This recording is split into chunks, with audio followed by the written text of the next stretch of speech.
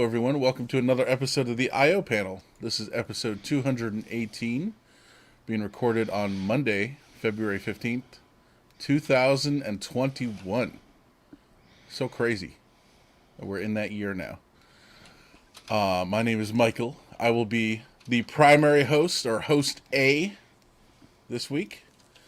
With me, as always, James and Evan, and a special guest who we'll introduce in a moment. James, how you doing? I'm good, man. It's been a chill week.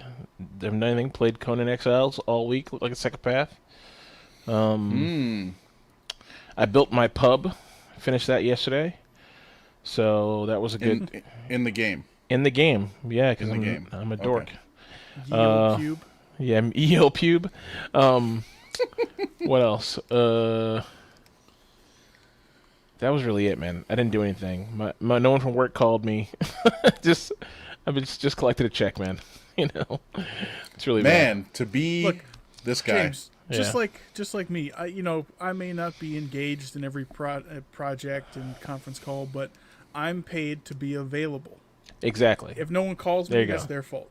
Exactly. I'm paid to be available. Well, Evan, for you that makes sense. For James, I get that. You know, it is what it is, right? That's the job.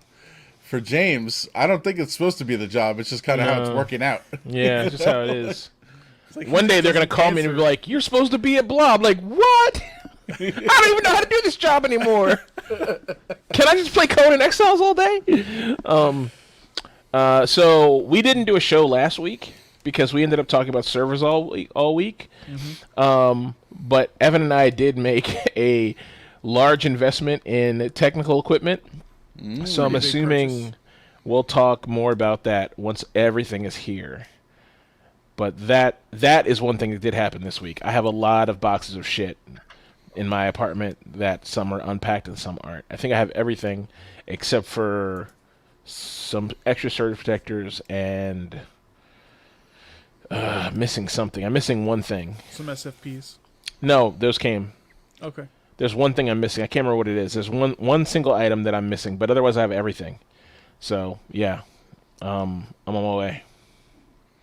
Nice. Yeah, we may or may not be building a data center of sorts in your living room. Mm-hmm. High availability. Yep. Lots of redundancy. When we feel like it. Living room, safe. Yeah. Because it's the wintertime, we got to get the heat up in here. It's true. I mean, that's one way to do it. Yeah. I might set them up in here to replace my space heater. Mm-hmm. That'd be similar audio levels, too. I'm already used to sleeping with noise. There you go. Evan, how was your week? Very boring. I did not play Conan Exiles, but I also did not do much. Watched some Netflix. Saw a kung fu movie called the Yin Yang Warrior, and I was reminded how beautiful Chinese kung fu movies can be. It was a pretty good story. You know, serpent demon, the four like red bird, golden lion, white tiger. You know, the captor spirits who keep them in check and everything. Is it? It's honestly a pretty good movie. Is this an old movie or is it fairly new? It's from 2020. Okay, so this is like Crouching Tiger, Hidden Dragon style, not like No, like I'm super racist. I don't know what I just did there. Sorry, Asian people. Well, in regards to film, historically accurate though. You don't have to feel bad. I also watched it dubbed in English. I didn't select that. That's just how it played. I don't know if there's. How was the dub? Good. Oh, okay, that's the quality. That's how you tell the quality nowadays. If the dub is good, that means it was made for an international audience, and that's a good thing. It was good. Yeah, I liked the movie. I might even link to it.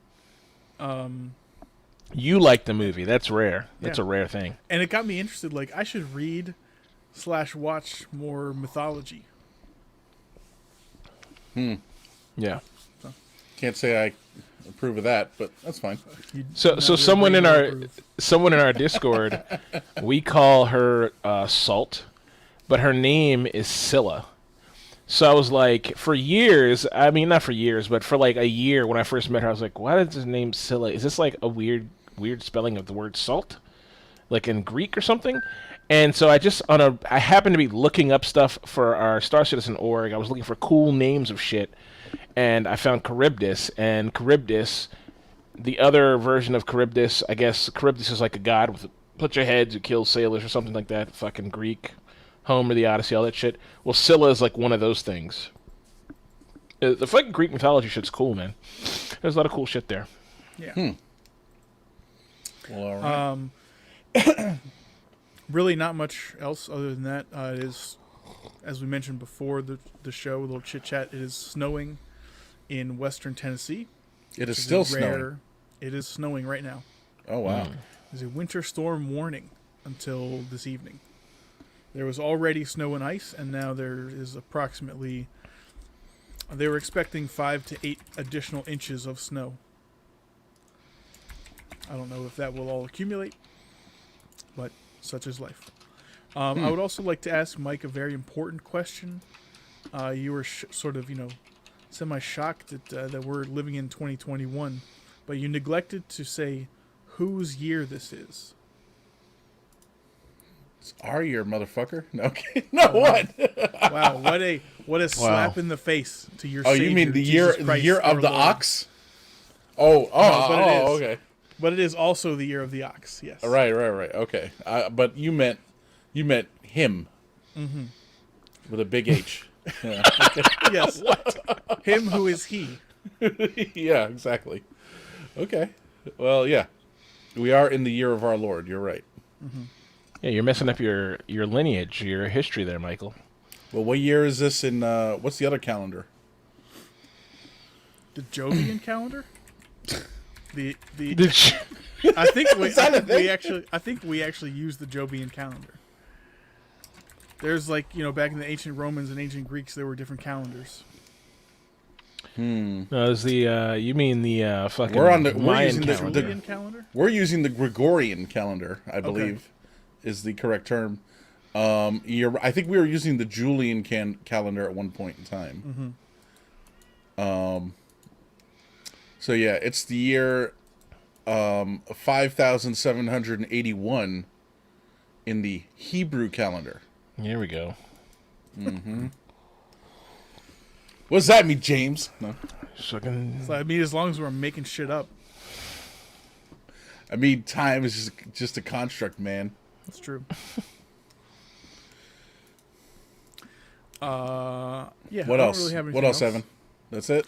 All right. I got, there's a couple new mice coming out, which no one cares about. They're up for pre-order. I bought some sour candy from a guy on YouTube that I like who has a candy company. He's also a fitness expert, and he's super cool. He's from Virginia. A fitness expert who sells candy. Correct. Is it fitness or fatness? It's fitness. Oh, okay. Yeah. He's good. He's funny. And, when someone says, if you want something done right, you do it yourself. He's a sour candy aficionado and could not find a suitable sour candy. So he made his own candy company. Evan, this sounds like it might actually be up my alley. Candy? Sour candy, to be precise. Okay. Wait, so are we talking like gummies or like a hard candy?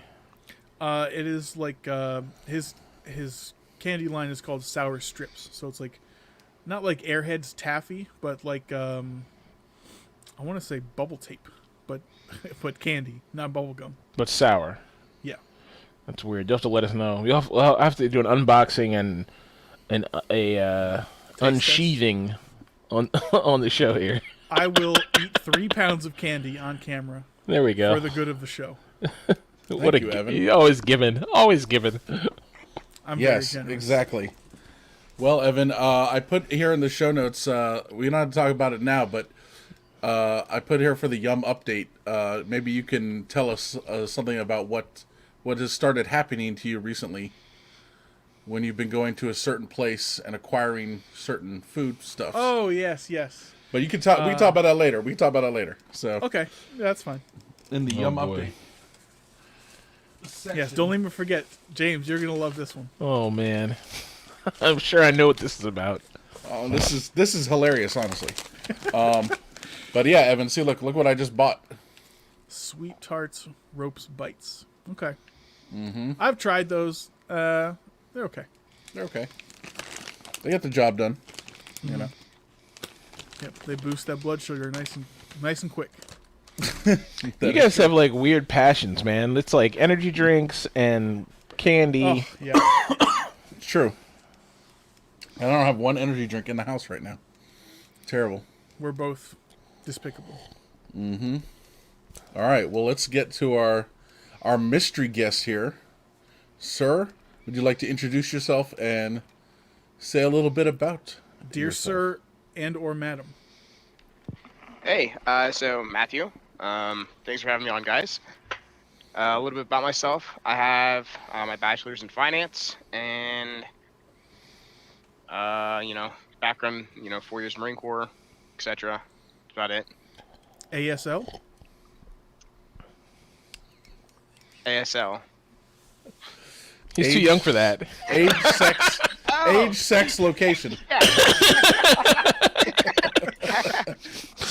Want to trade picks? 30, male, Kentucky. There you go. Very perfect. All right, and he's here to talk us about the Marine Corps. That's what we're here to talk about the Marine Corps. Oh, are we being right. recruited? Yeah. he's come for fine stock. They're looking for the best.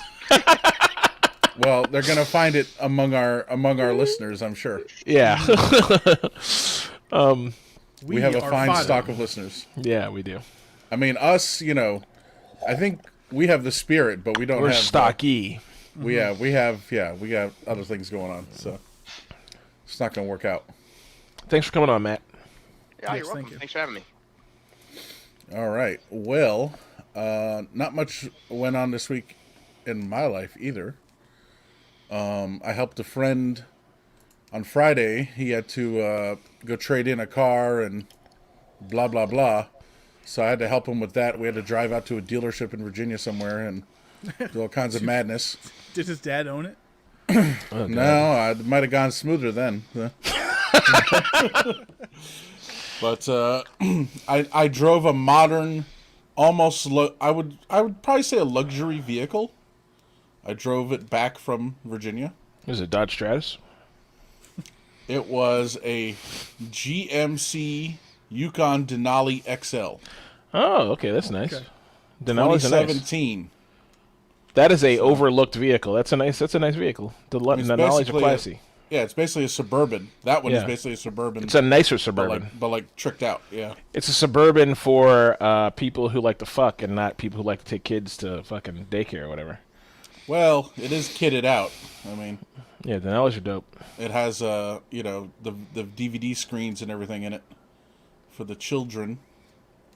It's funny. I was like, does this thing play DVDs? They're like, yeah, you put the disc right here. I was like, oh, So your friend DVDs are still he a bought that or? he did. Oh, nice. Okay. Well, he kind of traded it in. oh, He already had the same kind of car. Just he traded it in for this one. all right. Cool. I appreciate So- loyalty. So Now, I just need can- my help can that- getting out there, getting back, blah blah blah. Can that DVD player turn any DVD into this one movie? I think every movie becomes the Angry Birds movie. I'll be honest, but Yeah. that Matt- or something called Rio. I'm not sure what that is. Rio. Actually, that's not a bad movie. Yeah, it is. That's the kids movie with the skeletons, right? No, that's with Johnny Depp as the lizard, Oh, yeah. I Okay. believe. Rio's the Yeah, it's toucan, the pelican thing, some bird in Rio, and there's like it's the blue McCoy, I think, or something. It's a rare species of bird. It's like endangered, and it's a pet, and then it gets lost in the jungle and has a new life or something. Okay, I'm wrong. James is wrong. Matt's right. Okay. Wow. He is right. That Matt is right. That is it. Yeah. I vaguely remember because it takes place in Rio de Janeiro, right? During whatever. Yeah. I think I vaguely remember this. It was the lady's pet, gets brought from America to Rio, or the girl brings it or something like that. Anyway, we are way off track. Matt, one thing you'll find about our show is it's laced, and listening to Michael talk, knowing we have a guest, I'm realizing our show's laced with inside jokes, right? That are like targeted towards each of us, you know. So sorry in advance, and sorry for everybody listening who doesn't know what the fuck is going on. A prerequisite: everyone who listens or comes on here must watch in its entirety Aqua Teen Hunger Force, Futurama, all Star Treks, and anything else. Die Hard. That's a good base. I mean, Yeah, that's a good place to start. every 80s and 90s action movie also. Right. I mean, you know. Anything with Steven Seagal. Well, yeah, obviously. If you've never seen that man break some bones, I mean, you know. He's like, it's biblical. So this is the base scripture you've got to get in on here. To me, the best, my personal favorite is the one where he ends up going to Jamaica in the movie. Of course. Because they put a hex on him or some shit, you know? Like, there's just a lot of good bone breaking in that movie. Like, it's like silly. You're like, Jesus Christ. Michael's a man of many passions, but bone breaking is one of them. I mean, watching Steven Seagal do it is, I got one other thing I'll just mention. Evan and I were talking about this, I think, last week or the week before. Time Tracks. Oh, man, that's a good one. So that's a TV show from the early 90s, I believe. Yep. From a company or TV network or something called PTEN, the Primetime Entertainment Network. That didn't last very long, but they also gave us another gem called Kung Fu: The Legend Continues. Ooh. Horrible. Oh, I used to love that show. Oh, it's great, but it's horrible. It's fucking a nightmare. I agree. The original Kung Fu was supposed to have been really, really good. And I don't know what happened to... I watched Legends of Continues. I watched it on UPN when I was a kid. Exactly. I just never... It was... Now, looking back, it's one of those things that just doesn't age very well. It's like, I was talking... Matt and I were talking earlier this week about The Neverending Story. And we were like, great movie when you're fucking 12. As an adult, you're like, oh. You know what I mean? It doesn't age well. It's not very good. You know? I was never the biggest fan of that movie to begin with. Like, I'd seen it and I was like, you know. But Yeah, but you were watching Steven too busy Seagal. watching Steven Seagal, Terminator 2, stuff Well, like that. true. Yeah. It's like, this is no bone breaking in this at all. Like, what's going on? You know? No one's getting shot at. Like, what? I don't care about this kid's problems. Why is he crying? So what? His horse died. But, so Evan and I were discussing Time Tracks, and I was like, oh yeah, I got it. Evan said he actually acquired it at one point. Yeah. And I wanted to I get have that it from somewhere. him. Yep. So, Evan, I was like, let me see if I could get it. Just let me see, you know? And so I found a torrent that had barely any cedars or anything. But I was like, let me try it. I'll just let it sit there for a while. We'll see what happens. Shoot your shot. And lo and behold, after a day or two, boom, I had it. Nice, the whole thing. Now, the whole thing. How many seasons is that? It's 2 seasons, Okay. but it's 44 episodes total. Jesus, the golden age of TV when a That's season right. was long as fuck. That's right. And now the only problem is, quote unquote, I mean, it's fine, you get what you get, but it is a VHS rip. And it is someone who recorded the show off of TV. Yes. You know? What, like with a camera facing the TV? No, with their VCR. Okay, well, it could have been worse. I mean, And I mean, it looks bad, you know. I doubt but that the people who own the rights to that are probably... they're probably all dead. I mean, if not dead, they're fucking. They haven't thought about PTE and time tracks in fucking 35 years. Like they're not giving a shit about it. No one's Apparently- thinking, let's make DVDs of this. I was reading that the show did really well, but they were like, "Oh, we want to go in a different direction," and that's why they killed it after 2 seasons. They're like, "We're done." It's like, thanks, you know.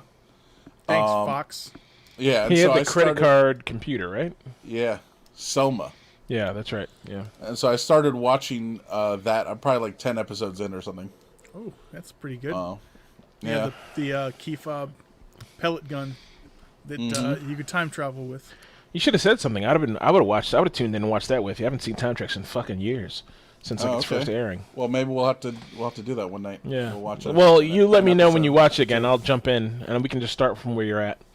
The first episode though is not a bad watch because it's the pilot that sets the scene, and that's the one that takes place in the future, and they're way in the future. I forgot they're in like 2193, so like way up there. But it's funny though, like the way every episode unfolds, it's like every other 90s TV show. It's like what's another TV show? Like what's the guy with he's always on a motorcycle? Lorenzo Lamas. Yeah. I was gonna say Highlander, but I think Yeah, not that one though. I don't remember the name wanna of that say show, but I know what Comanche. you're talking about. Comanche. That's it. Is that it? No, not Yes, that. it's got to be Comanche. Not that. There's another name. There's another Lorenzo show. Lamas. It might as well be like that show you like, Evan, like The Pretender. Yeah. Oh, I love that show. It might as well be that too. I mean, it's the same fucking thing. Like Yeah. all these shows are the same. Like Yes. it's like, oh, a new situation, a new town.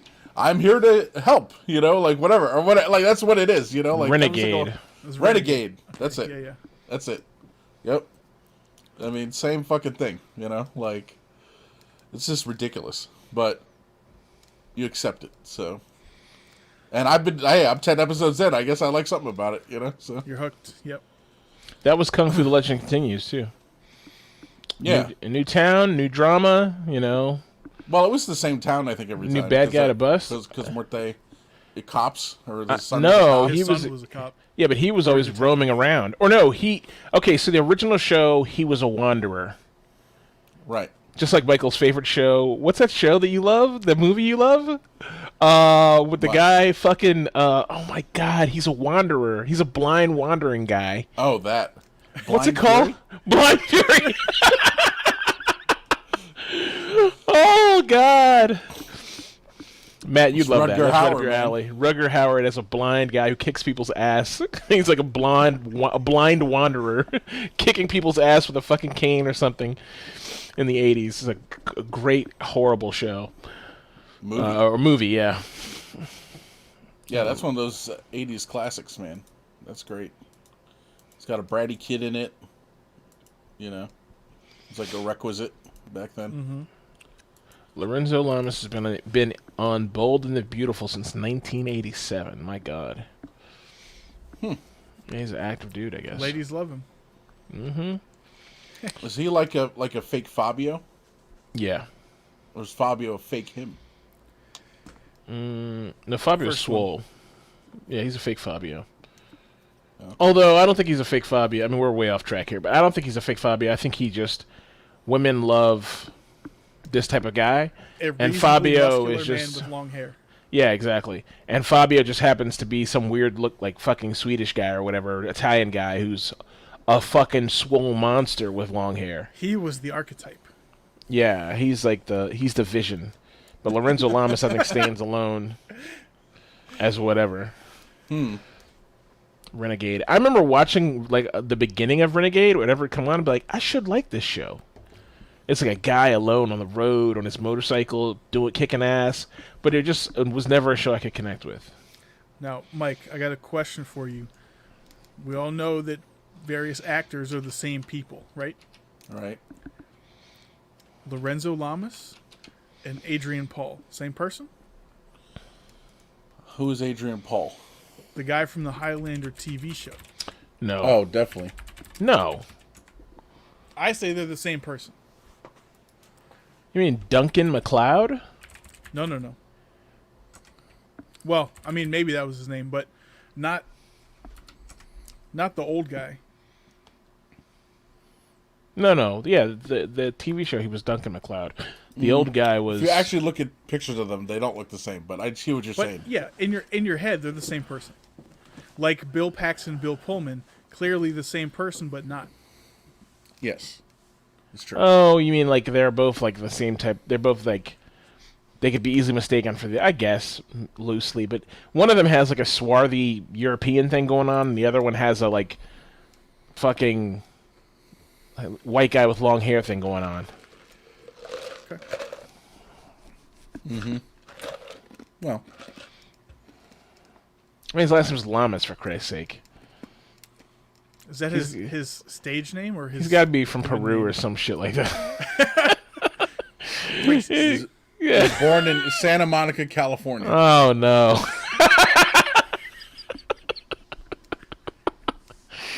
Oh, well. apparently one of his father is from Argentina, and his mother is a Norwegian American. Jesus. So there you go. Left knows no borders. Like a woman scorned. No, wait. That's something else. Yep. All right. Well, why don't we get into some news? Sure. Let's start with this. We'll briefly talk about this just because this happened this week. The trial of the century, I like to say. Part 2. So they tried to... Well, they did impeach Trump again, technically. But they did not succeed in having him, quote-unquote, removed from office. Even though he's not in office anymore. Mm-hmm. So they did not vote to convict. In this case, you need 2/3 to convict, which is 67 people. 67 votes. They only had 57 to convict. So there you go. Once again, this reminds me of Futurama in the episode where Bender gets sort of... The judge recognizes him from his previous cases for something called burgle, arson, arsony. It's a combination of burglary, arson, and larceny. I was hoping there was a burger-related reason in there. No, there's no burgers. But the verdict for that case was Bender was innocent. So this reminds me of the innocent verdict. Mm-hmm. Pat Toomey and Susan Collins. I'm surprised these two. Susan Collins, I guess, sort of makes sense. She got in a lot of trouble with her. I don't know who these people are. So I don't remember exactly what she did, but she stood with Trump on something like last year or a year and a half ago, a year before, maybe. And she basically almost ate her ass in her election. Like, she almost lost. So I guess this is like her trying to do what she can to... Because she's in from Maine. Even if she's a Republican, it's a hyper-liberal state compared to, say, Utah. Mm-hmm. But Mitt Romney's like a Utah hero, so he's untouchable. He can do whatever he wants. The rest of these make sense. I'm just surprised that any Republicans went to the other side. But yeah. Anyway, whatever. It is what it is. There's not enough, remember when death and murder when death used to be a consequence for serious things? There's not enough death as a consequence anymore. Just in general. Evan, what are you saying? Hang them all. I was gonna say, kill them all like God sorted out. He's one step away from the blood of liberty. The tree of liberty needs to be refreshed with the blood of patriots and tyrants alike. I swear, someone important said that at one time. I'm sure of it. I have a quote. I saw it on Facebook. Yes, that is a real quote. It is a real quote. Yeah, I think Thomas Jefferson said it. Matt, can you verify? Now. It is awesome. Misquoted. Were you there when it was written? You were in the Marines. This is it makes you as close as a government official as we have here today. Right. But yeah, I mean, I personally, I watched this guy on YouTube. His name's I think it's like the Legal Eagle or whatever. He's this Washington D.C. lawyer, and basically he's like, if you want like he's really unbiased. I think. I'm sure that somebody from the other side might watch him and be like, hey, this guy's totally biased. But he seems very unbiased to me. Like, he's looking at things strictly from the legal perspective. And he covers a range of things. But he covered the last impeachment, and he covered this impeachment. And on the last impeachment, he's like, they're not going to be able to impeach him with what they have. At least from what he saw, unless there was information he did not know, they weren't going to be able to impeach him. And then he said here, he's like, let's look at all the facts. you know, and we talked about this before on the show. I think we did talk about it, or maybe maybe I talked about it amongst our friends, but he basically cites the cooling off period. So Trump says peacefully, like 3 or 4 times during his speech, he says we're going to go and support our congressman. He doesn't tell people to do anything, you know, except that we're going to march down to the street and be outside the door, you know. So maybe he implied some things there, but the implicated context matters, you know. And the context is pretty clear that he wasn't like, we're going to go fucking kill somebody, you know. So he basically was just like, we're going to go down the street. And after he told them we're going down the street, and after Giuliani was like, we're going to fight, and Trump Jr. was like, we're going to do this, and like those guys said some insightful things. But after that, these guys had a half an hour cooling off period, which is a legal term, a half an hour cooling off period from when they left to walk the mile down the road. So they had a half an hour walk in freezing cold weather to go to the fucking Capitol building. And in that cooling off period, instead of cooling off, they got escalated.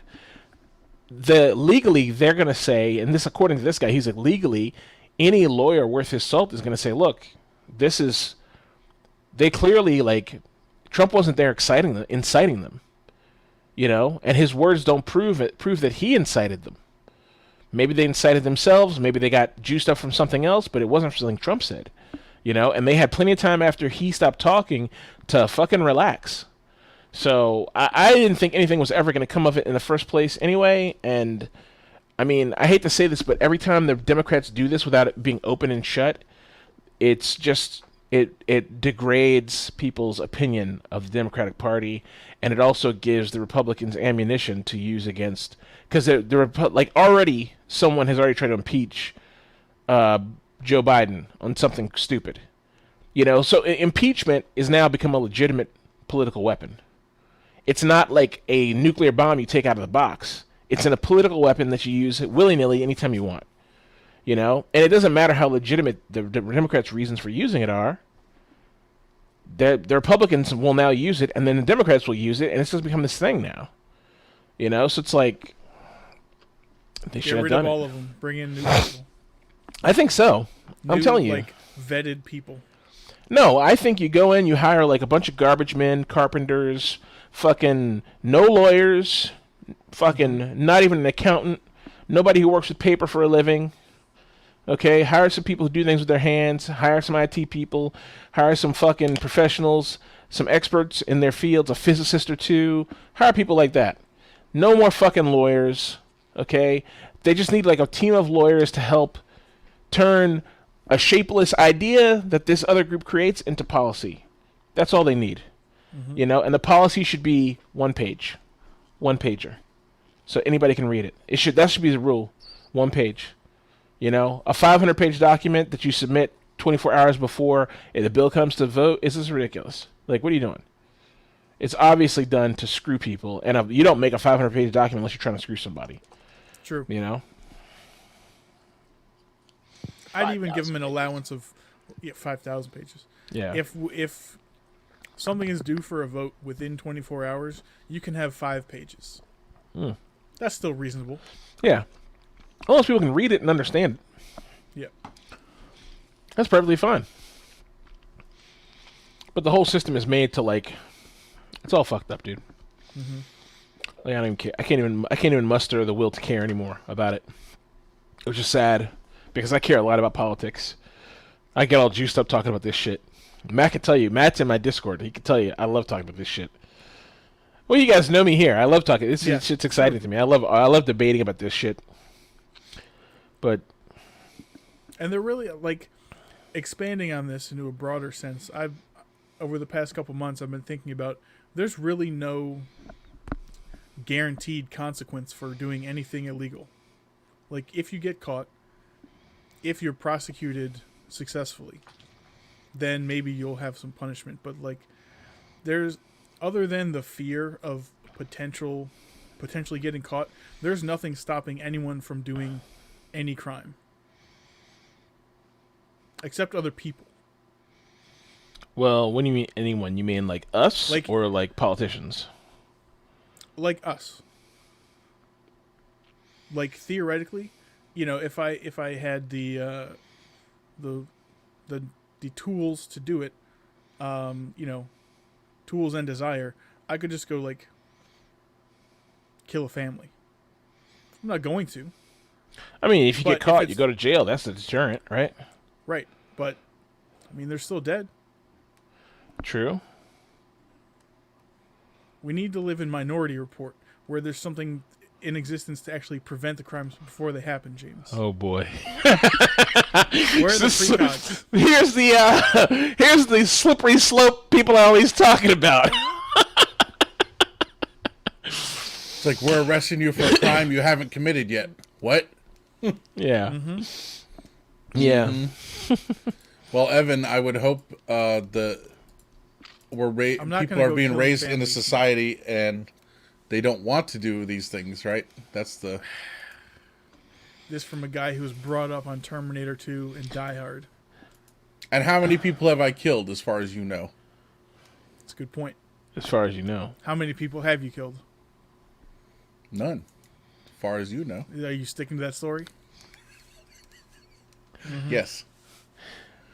I mean, is there really like there's this myth that there's like all these crimes where people are like, I'm just gonna go kill a family.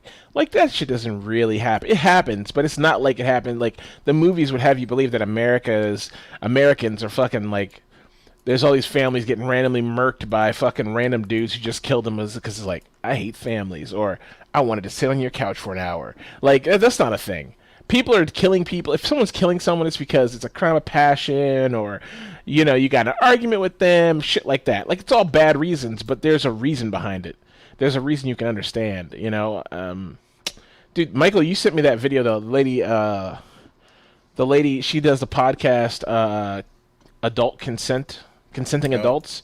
Oh, yeah. On her page, I guess she's a journalist, and on her page, there's a video of a shooting that Instagram had marked sensitive, and I watched the video, and I was like prepared for something really gross, but it was just some people getting fucking. They were arguing with a guy, and they're like, fuck you, and the guy pulled a gun out, and they're like, what are you gonna do with that gun, you little bitch? And I was like, oh boy, here we go. And of course, he like fucking murked both of them right there. He just fucking killed them in the street. And I mean, but obviously that was a crime of passion. That wasn't like I cold-blooded. Like we always talk about this, like could you get away with a cold-blooded killing? Sure you could. Mm-hmm. But people aren't. What's the motivation to do that? Like it's not a video game. Like no one's just gonna go kill somebody cold-blooded. There's got to be a reason, profit or whatever. But there's no reason. There's always some reason. So, I mean, and think about this: if you're motivated by a reason, then you'll also be demotivated by prison time or death sentence.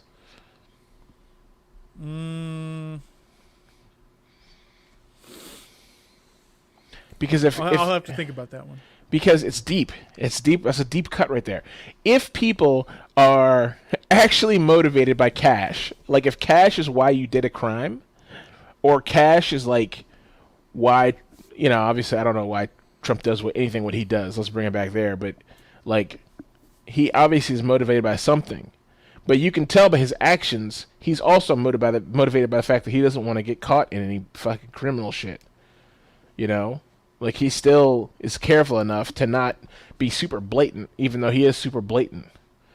But he's smart enough to know how to skate through. So obviously there's inherent fear of like criminal time. So the day people are like, I don't give a shit about money, that's the day that it'd be like, this person doesn't care about anything. Mm-hmm. This person is like, there's no court will hold this guy. This guy doesn't care about fucking going to jail or dying, because he doesn't give a shit about the basic motivation to stay alive, which is money, right? Matt, I'm surprised you're not saying anything, because I feel like this is like a topic right up your alley. I feel like you'd love to chime in here. I feel like Matt is fucking like.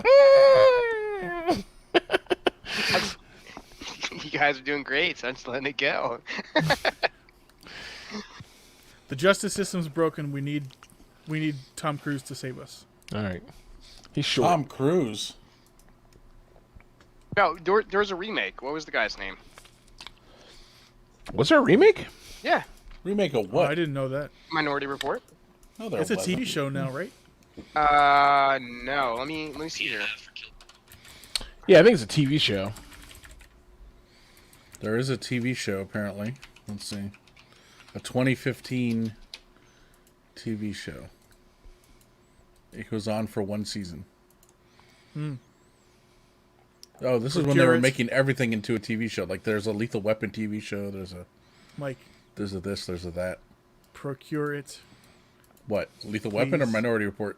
I mean, He's like, I'm, all the above. I mean, why not? I'm more favoring Minority Report. Probably the worst thing about all these TV shows was all they did was get a guy who looked really close to the original guy, and they said, you know, like if the original guy's name was Derek, they'd be like, I'm Derek Voss's cousin, Andrew Voss, and I'm a minority reporter or whatever. Like, do you remember Limitless? Then he like goes to the hood. He's like, Yeah. "Man, you have a moment to speak to us about the." Yeah. No, you remember there was a news reporter? Limitless TV show, like the Yeah. pill, the brain pill, and the guy's like, I'm so and so's brother, and he's hooked me up with these pills. I'm going to do amazing things. Limitless. Pew. You know, it's like, come on, man. It's just so poorly. Like the whole fucking idea of those shows is bad. Yeah, funny. Colin Farrell was the new. He's Colin right. Farrell. Yeah, he's right. Really? Yeah, he's right. What? In what? Minority Report. They did remakes. It wasn't Tom Cruise anymore. Like they rebooted it, and I guess the reboot, it was the Fox reboot. And Is it a TV show or a movie? a movie? I think Spielberg, right, did the Tom Cruise one. Is that right? Okay. It sounds right. Like the plot's almost exactly the same. It's just Colin Farrell and I don't know. Wow. I'd never heard of this. This is going to be fantastic to watch. Can you send us a link, Matt? Because I'm not finding that. Yeah, let me find it. Colin Farrell was in the first one, wasn't he? He's like his assistant Yeah, or something? he's a cop, isn't he? Or he works for the Justice Department or something or whatever. Yeah, he's like, I used to work homicide. He's like, this is an orgy Maybe of I'm thinking evidence. Total Recall. You're thinking of Total Recall. Oh, you're right. I am. See, now we got movies that are the same. Well, yeah. They redid Minority Report. I'm sorry. Now you got me doing it. They redid Total Recall. They redid RoboCop, and they redid Judge Dredd. Right. Those are kind of the three from the 90s or late 80s, early 90s that they redid. Judge Dredd was actually pretty fucking good. Yeah, I enjoyed it. Total Recall, I've watched it a couple times now, and it's grown on me. The first time I watched the new one, I was like, Jesus Christ. I was like, this is awful. But it's actually grown on me now, so whatever. And then the third one is RoboCop. I thought they did a great job. I thought it was pretty fucking good, honestly. Haven't seen the new one myself. It's got Joel Kinnaman in it. He's the guy from Altered Carbon, season 1. Oh, Evan, this guy is cut out of fucking wood. Okay. This guy is a beast. Yeah, Joel Kinnaman, he fucks. He's a beast. Definitely. It's my spirit animal, Joel Kinnaman. Yeah. You know he has like a metal bar installed in his chest or something? Of course he does. This is fucking stands so upright. It's because he has some It's called his disease. cock. No, Is he it has just some... a piece of rebar sticking out like at a 90-degree angle? I have a disease. No, he has that disease where your chest is sunken and whatever. And, Oh, okay. Gross. yeah. So they like installed something in his... So he's like, Katoosh! He's like... They gave him a new torso. Basically. It's like, this one's shot. We're just going to throw it away. Cut his head off. Chop him off at the waist. Just give him a Yep. new upper body. That'd be great. And that's probably what they did, man. Sign Have you me seen up. that motherfucker? Woo! Fat ass head on a handsome upper body. That'd be great. Sup, girl? Just lolling over to the side. Or... Like, sir, the procedure was successful. However, you have to spend the rest of your life in this motorized wheelchair. Be like, oh. Oh, I forgot. He's also in the TV show For All Mankind. Yeah, he's great in that. Mm-hmm. He's great in that. That's a great show. Fuck Apple TV though. Oh, that's fine. I just downloaded it. Don't tell Yeah, me. no, me too. Allegedly. Allegedly. The new season isn't out yet, is it? Not to my knowledge. No. You know what I finished watching while we're on the topic of all this stuff that's way off topic. Raised by Wolves. Well, you know what? I haven't gotten to jump into that. I haven't Really? finished it. That's a great show. It's fucking nuts. Yeah, it's out there for sure. It's definitely a highbrow sci-fi show, but yeah, definitely watch it. It takes you for a ride for sure. Yeah, it is fucking crazy, but yeah, it's good. Definitely good. Okay. What were we talking about? Oh yeah, Lethal Weapon, the TV show. No. Oh man. So, all right, I guess we're done talking about Trump and consequences, right? Evan's like, that's the only thing keeping a society from descending into a lawless It's true. brawl or whatever. Okay. Well, Mr. Our guest, please take it away here. We want to talk about Wall Street bets and what happened, basically. What's the deal? Oh, okay. Yeah, so Well, let's actually, Matt. Why don't you tell us about just for give us a high level on what is stonk? what is stonk? Okay. So at least for Americans, right? There are two major exchanges. You have the Nasdaq and the New York Stock Exchange. So when people refer to a stock, right, trading on the stock market, that's typically what they're referring to. You also have some over-the-counter exchanges. They're harder to get into. There's not a lot of volume. Some people say, "Oh, I'm going to buy some stocks of a company." Probably they're in reference to somebody on the Nasdaq or the New York Stock Exchange. A stock, and the most simplest form, is simply a share or a piece of that company that somebody can own. And you don't buy it from the company, you buy it from somebody else that owns it. So another individual or a business that is invested in some way. So Evan, he might own, a piece of a company, and he says, I think it's worth $10 a share. And I'm looking to buy parts of that company. I'm like, I think they're worth $9, right? A share.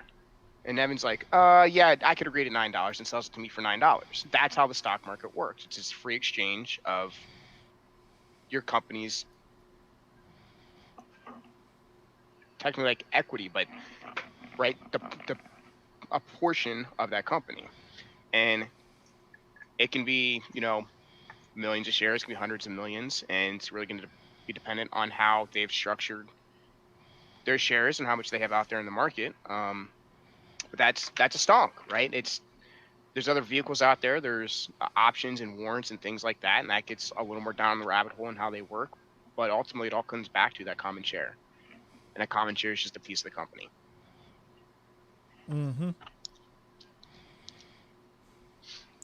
So,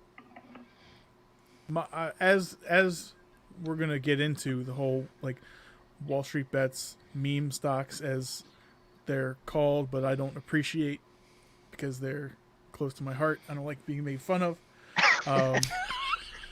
Various squeezes. I think everyone got an introduction to shorting recently, and I personally think that shorting should be illegal. Thoughts? So I'll actually counter that, right? So shorting is essentially, right, if we go back to you own a portion of a company and you think they're worth a certain amount, you think they're going to continue to go up in value, right? I think they're not going to go up in value, right?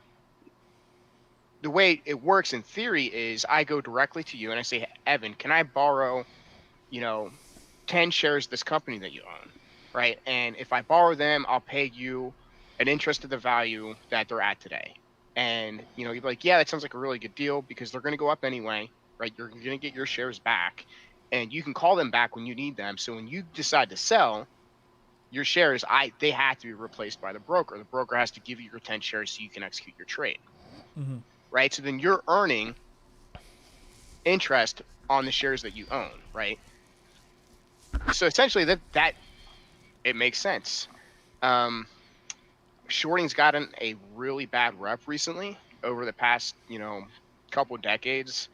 When you have these market makers, these funds that have massive amounts of capital at their disposal, they can do these things to the market, and it's why they're called market makers. With those funds, and one of the things they do is, if they think a company's going to fail, they're going to short them, so pricing the price even further and faster and forcing them closer to closure than maybe the rest of the market doesn't necessarily believe. So definitely. Let me ask you this. Sorry to interrupt you, but let me ask you this while you're on this piece. So I haven't seen this movie, but I'm sure people have heard of The Big Short, and a lot of times people, when they are citing the quality of the hedge funds and these other market makers, as you're calling them, who short stocks, they a lot of times cite The Big Short and say shorting is a good thing because it helps us spot problems in malfeasant companies, right? So it's a two-part question. One, do you think that's accurate, and is shorting a tool?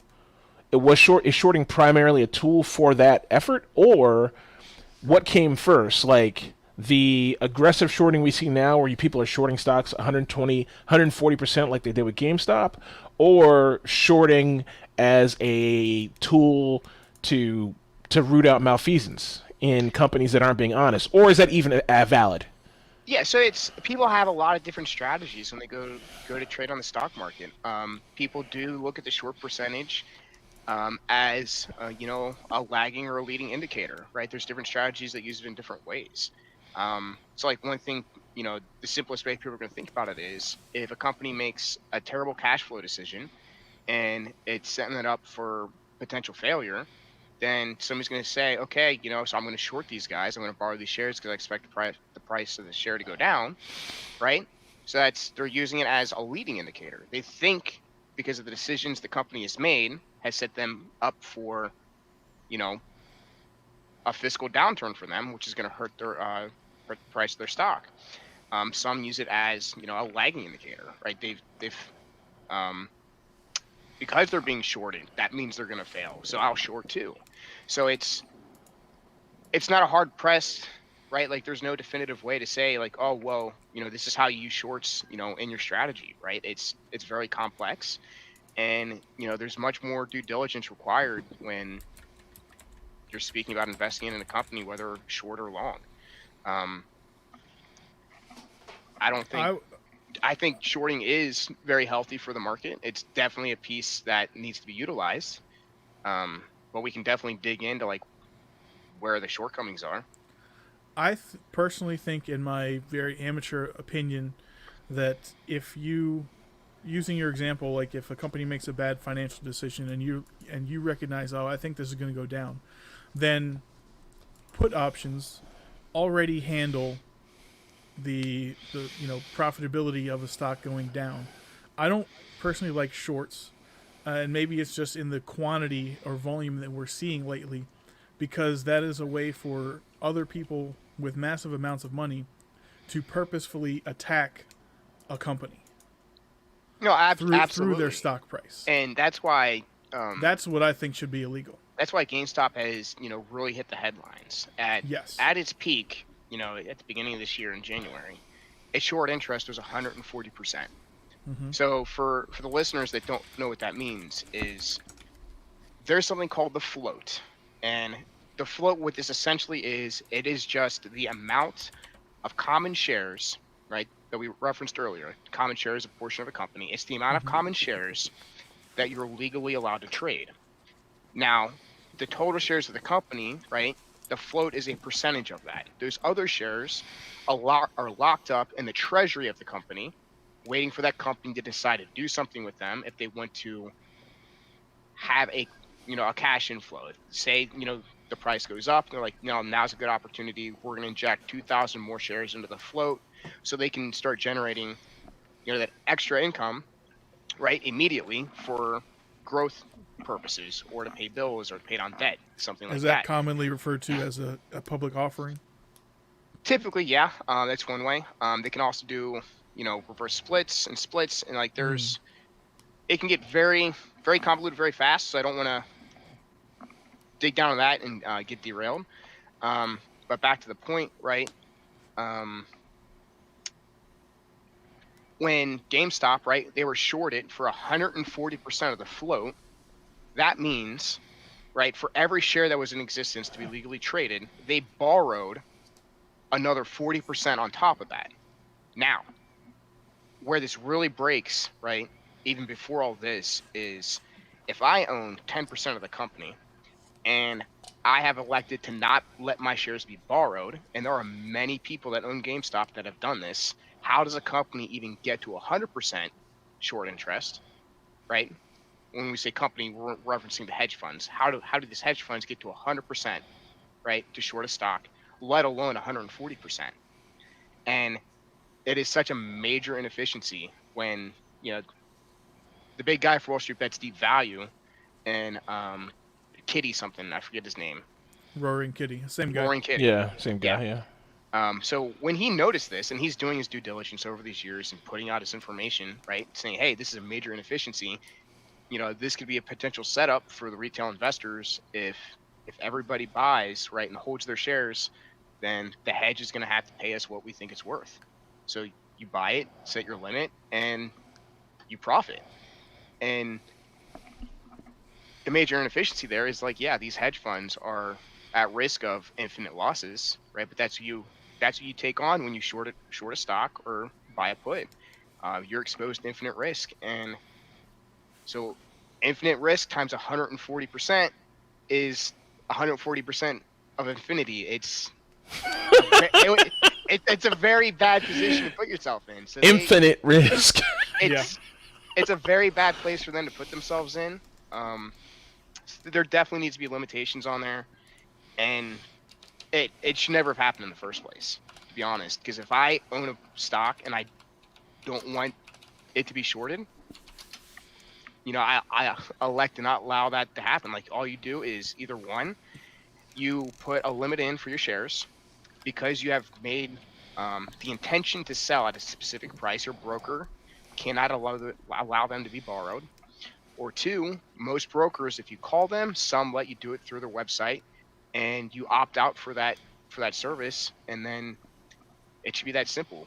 But we got to 140%, and it's it's just not a good thing. Is this just like a bunch of oversights all happening to make a perfect storm of like 140%, or is this like intentional or criminal, or like just just stupidity, just like people, just a series of mistakes? So it's definitely not an oversight. So you have FINRA and you have the SEC, and you have these two major firms in the realm of regulation for the stock market, right? FINRA, they really control the licenses for the stockbrokers, right? The people you're going to go talk to at your major financial institutions that are licensed to give you that financial advice legally. And then you have the SEC, which is setting up the guidelines for all these small interconnected parts that are like these private companies to make these things happen. Your clearinghouses, your exchanges, because the New York Stock Exchange, they're a company. They're not a government entity, right?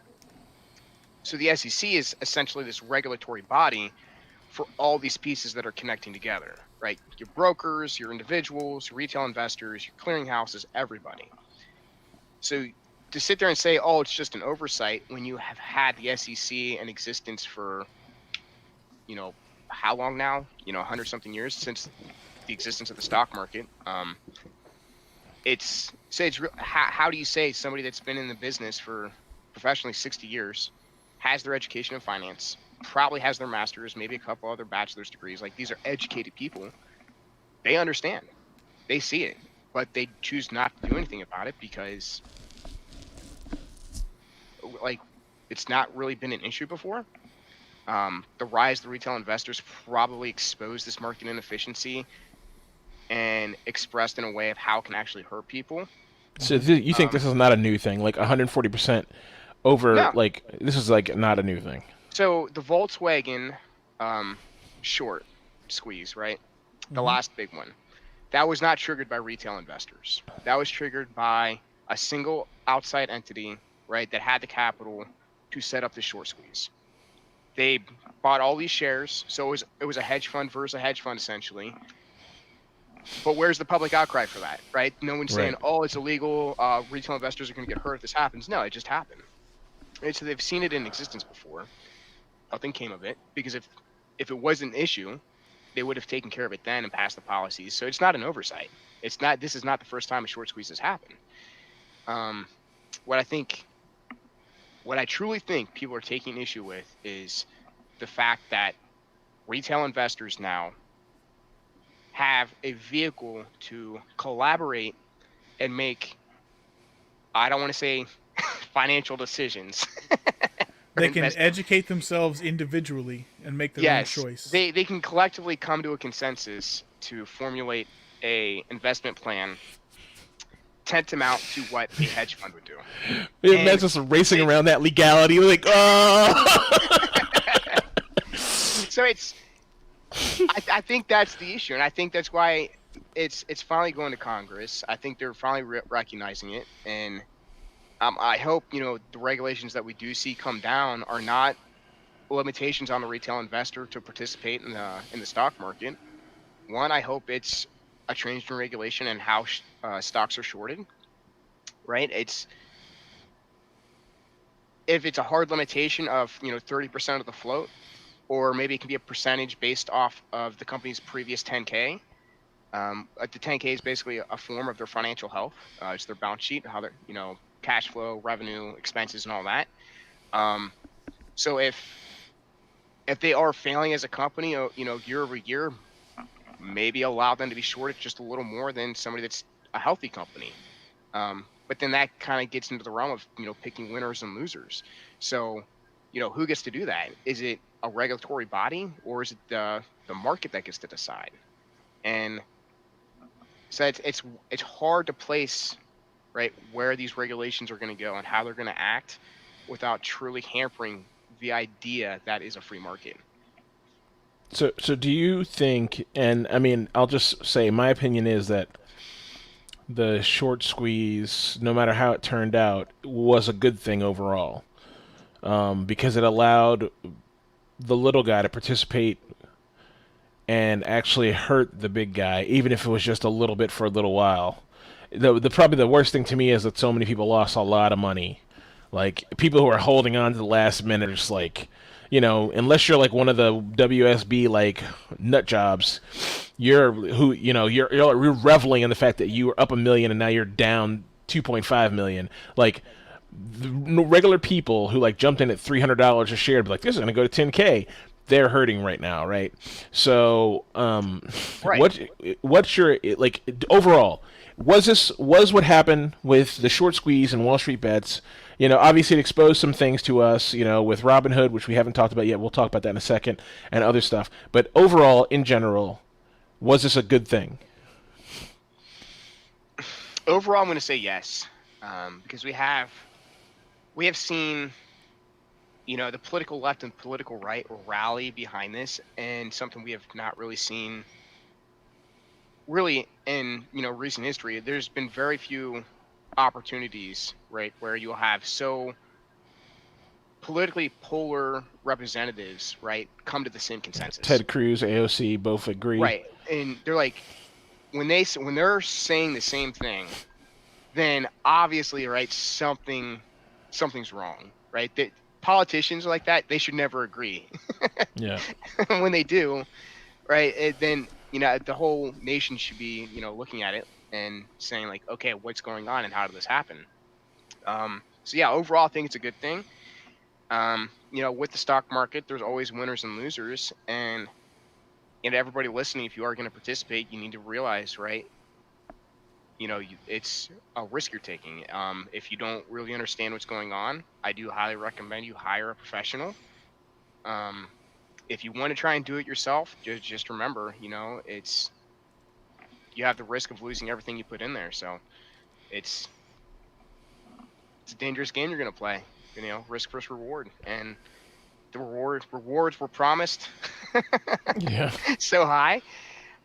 People jumped on board without doing their proper due diligence, and that's why I say, like, I hope it's not a regulation. Um, I hope there's not regulations coming down that limit retail investors from having that quick entry, um, that allowed for people to get burned, that bought in at 300. Um, Like really, if you want to buy more than 50 shares, you have to call your brokerage now. no, no, no, no, no.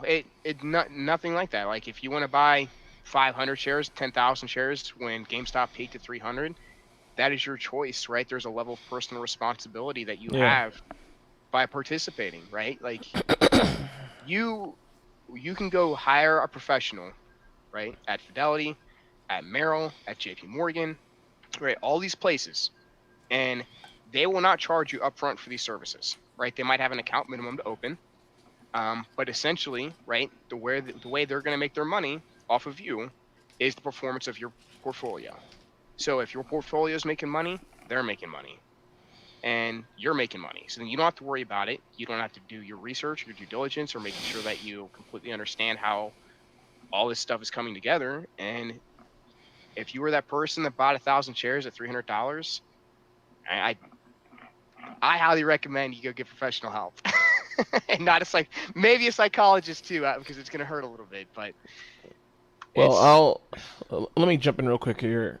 I think the wisest thing that I ever did when I first got into the stock market was when I made my first Robinhood account and I put $800 in the account to work with. I said to myself, this money is throwaway money. And once I put that caveat on it, I was able to trade freely. And every time I lost big, I was just like, okay, no big deal. I'm not killing myself by putting this money here. The other thing is, I just heard on a video by the Spiffing Brit, which I hadn't thought about, but is very true, right? If a friend or family member comes to you and says, I have this great stock tip, it's already too late. Because if your friend and family member knows, they heard from somebody who heard from somebody who heard somebody, it's already too late. Okay? Don't let FOMO, fear of missing out, suck you into a stock situation. I can say with confidence, Evan, myself, Matt, and other people I know who got involved in the short squeeze and got involved in this or that, none of us got involved because we were like FOMO. You know what I mean? Um, I think Matt maybe like reluctantly got dragged in, because he was like, "Well, fuck. I mean, this is going against everything I know in finance, but let's see what happens." But I don't think it was FOMO. None of us like heard on CNBC at $300 a share and said, "Well, shit, I need to fucking jump on." You know what I mean? Like all of us were like, "Okay, well, how does this work? What's happening?" Even if you didn't read the reports, you asked, you talked to people who did, so you tried to gain some understanding of what's going on. And I think that's where you have to come at this stock market shit from, even if it's a short squeeze or just regular buying a regular stock. You need to come from a point of education and not a point of like, oh man, I might miss out on the next wacky thing that Elon Musk says and stock goes up. I need to jump on now. Like you can't approach stock that way. And I think that's what probably the best thing that Matt ever told me was when he was giving me illegal financial advice the other day. No, I'm just kidding. The best thing Matt ever told me, and I'm just going to quote you here, Matt, was like, look, if you don't know about a stock, don't be ashamed or upset about missing out.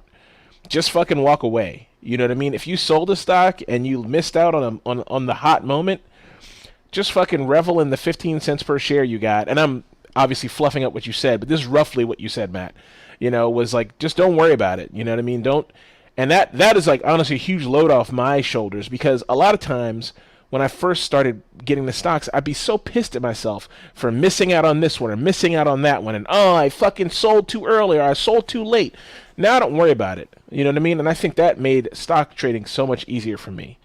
I just don't get upset about it anymore. I can fucking play it, and it's a casino. I go in, I gamble, and I leave. It's no big deal.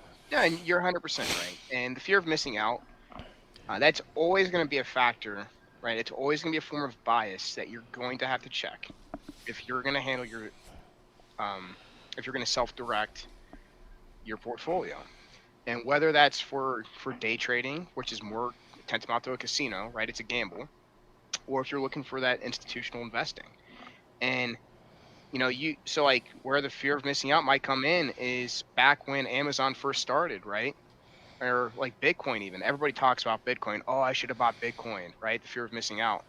And I'm one of them. Like, what would have happened if I would have put $1,000 into Bitcoin when they were 20 cents a coin? I'd be retired, right?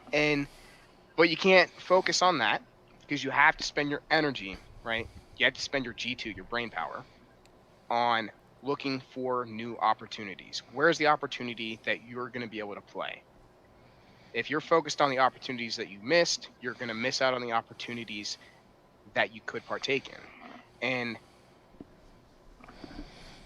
like what you said earlier is, oh, I have this $800. This is what I'm okay to lose. That's really how you have to come at it when you're going to self-direct for these high-risk plays in the short-term trading. When you're looking to, swing trade the value in a couple of days, is because you can completely miss your mark because there's no way to predict what's going to happen. You are subject completely to the supply and demand of that stock. And if you're on the wrong side of that, and how do you calculate that? You can't take a poll or a consensus of everybody that's participating. If you did, right, one, you'd have a 100% mark, right? You would know what's going to happen every time because you have everybody's opinion. So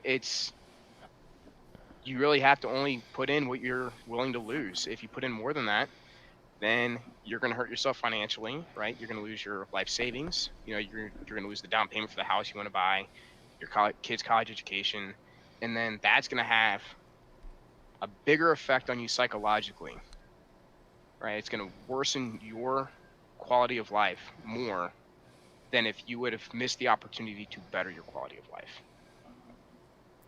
May I offer some poor financial advice? You should, if you want to make money, you should put in some factor of the amount that you're willing to lose. So, James, if you're willing to lose $800, might I suggest, again, poorly, that you invest $8,000 with a 10% hard stop loss. Oh, I see what you're saying. Yeah, I mean, I guess you could do that. I mean, I started at $800. Right. So my starting point was 800, so maybe 80 is where I should have. So I see where Evan's getting at. Yeah. For that $800. The thing to remember is, right, your stop loss only executes if there's a buyer on the other side. Right. You need something with sufficient volume to cover you. And you can't always predict that. And so if you put in $8,000 and you put in the 10% trailing stop loss, and it goes down 20% and your trade doesn't execute and it keeps going down and down and nobody's buying, right? You're never able to offload your shares. Now all of a sudden your $8,000 investment's worth $1,000. You lost way more than 800. That's something you said before, Matt, that I did not understand. And just, I mean, you don't need to go into a whole thing about it, but just so people understand, and maybe this is me, I just didn't understand it. It didn't click with me until you said it to me the other day, which was like, the people involved in the stop loss, the people who got in at $300, right? And they're like, well, I'm going to sell at $290, or I'm going to sell at if it goes down to $290, I'll sell at $290. And you said to me, you're like, well, what if nobody wants to buy at $290? What if there's nobody to buy it? I was like, wait, is that a thing? I was like, you're not guaranteed to sell the stock? And that's when it kicked me. I was like, oh yeah, free market capitalism. Nobody has to buy anything. I was like, you might just be fucked. So if you're gonna play in the stock market, do not use a margin account if you don't know what you're doing. And the only cash you put in there, in the account, your cash value cannot be more than what you're willing to lose. So margin is what, Matt? Credit. Margin is credit. You're basically taking a loan, and most brokerages these days will make it available immediately if you're set up for a margin account. So that if you wanted to buy on margin, you just change the size of the position that you want to buy and they'll tell you, they'll tell you have so much buying power, and your cash balance is this. So your cash balance might say 10,000, and for the stock that you want to use margin on, they can range from all the way from as far as 4 times your cash down to like pennies on the dollar. So if you want to buy $10,000 worth, you might only be able to get 11,000 because your buying power for that stock's 11,000, or it could be 40,000. And margin will magnify, right? By a magnitude will increase your profits. Will also by a magnitude increase your losses. So if you truly do not understand and you're only willing to lose $800, if you put, well, $800 is a bad example. I think most margin accounts require at least 2,000.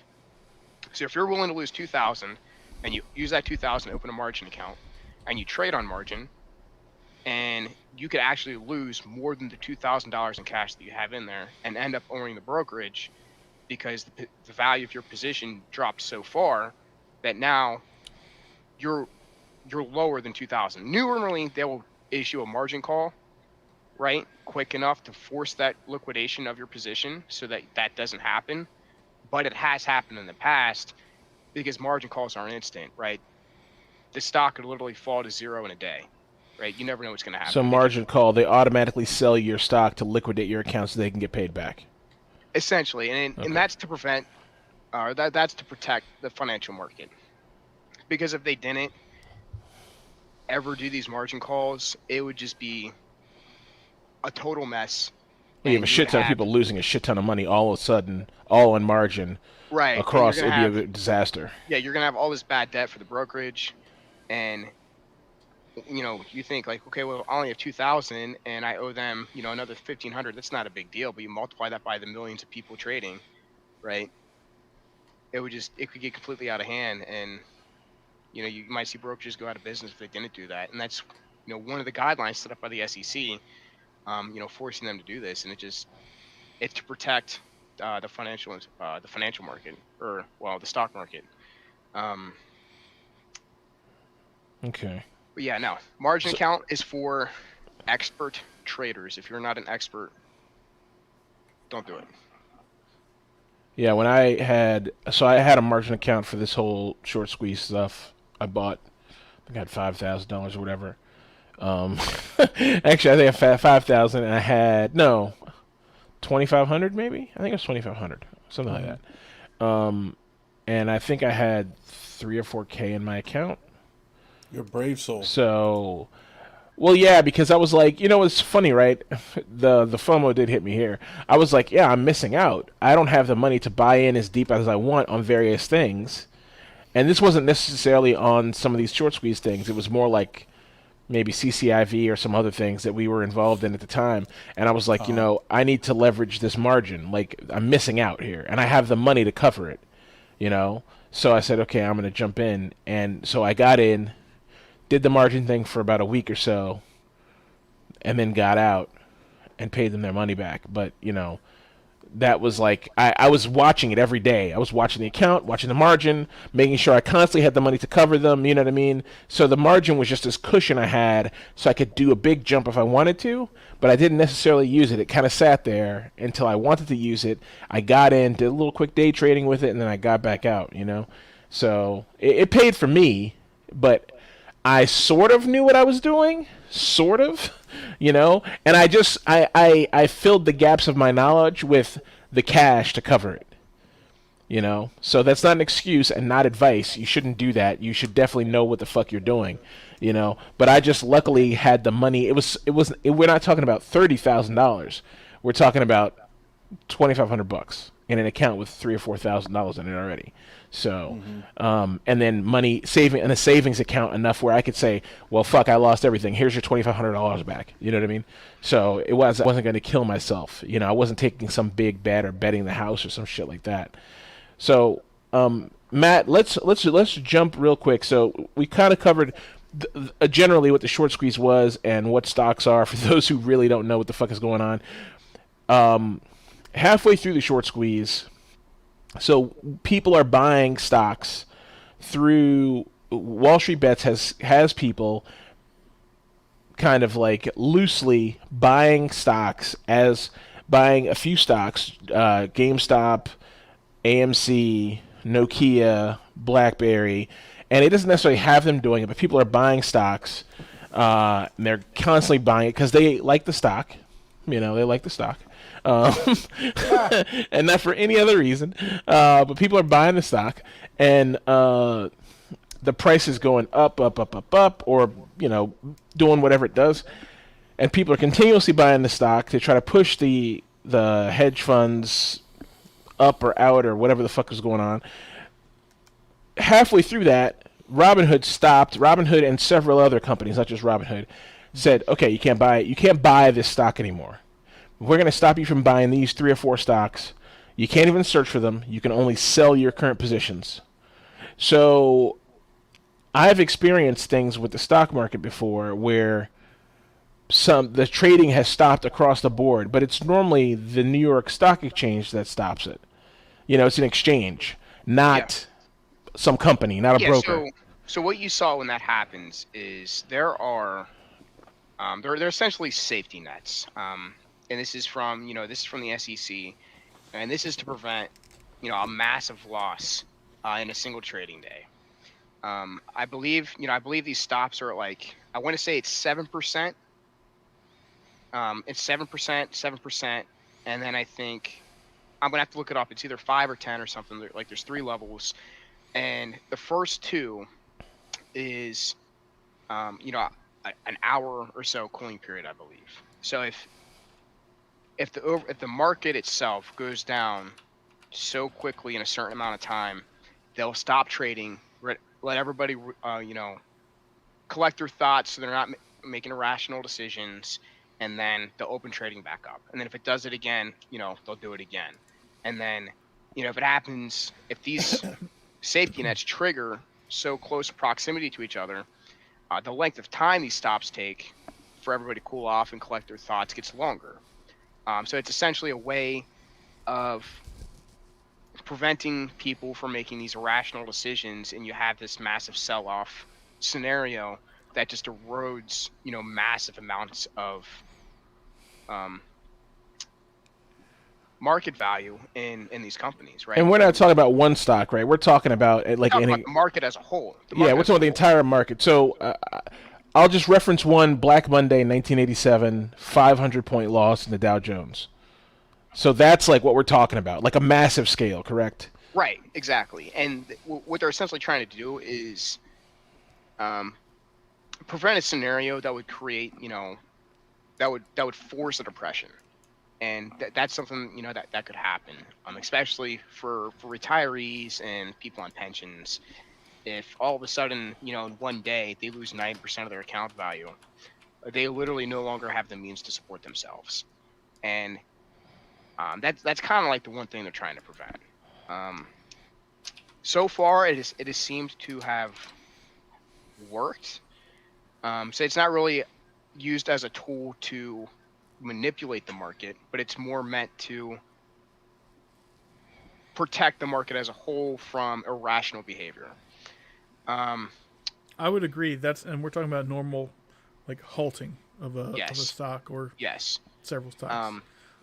So with what happened with GameStop and AMC, and there was I think it was a list of 50 companies that were put on restrictive buying, and it wasn't just Robinhood. There was a couple other brokerages that did it as well. What essentially happened? It's like 11 brokers, I think, something like that. A bunch of you haven't heard of before. So what happened was, essentially Robinhood said, if you're our customer, we're only going to let you buy, 1 share or 5 shares of this company. But not every broker did that. So this obviously was not a ruling from the SEC to say, hey, halt the trade of these companies. It was these individual firms that were restricting their customers from participating on an equal playing field. And what the reason Robinhood gave was that it was a hard to cover stock with the clearinghouse, because what they have to do, right? You have 3 days for your trade to settle. Your brokerage has to offer some form of collateral to the clearinghouse for your trade before your trade executes, while it's waiting to execute, essentially as an insurance policy.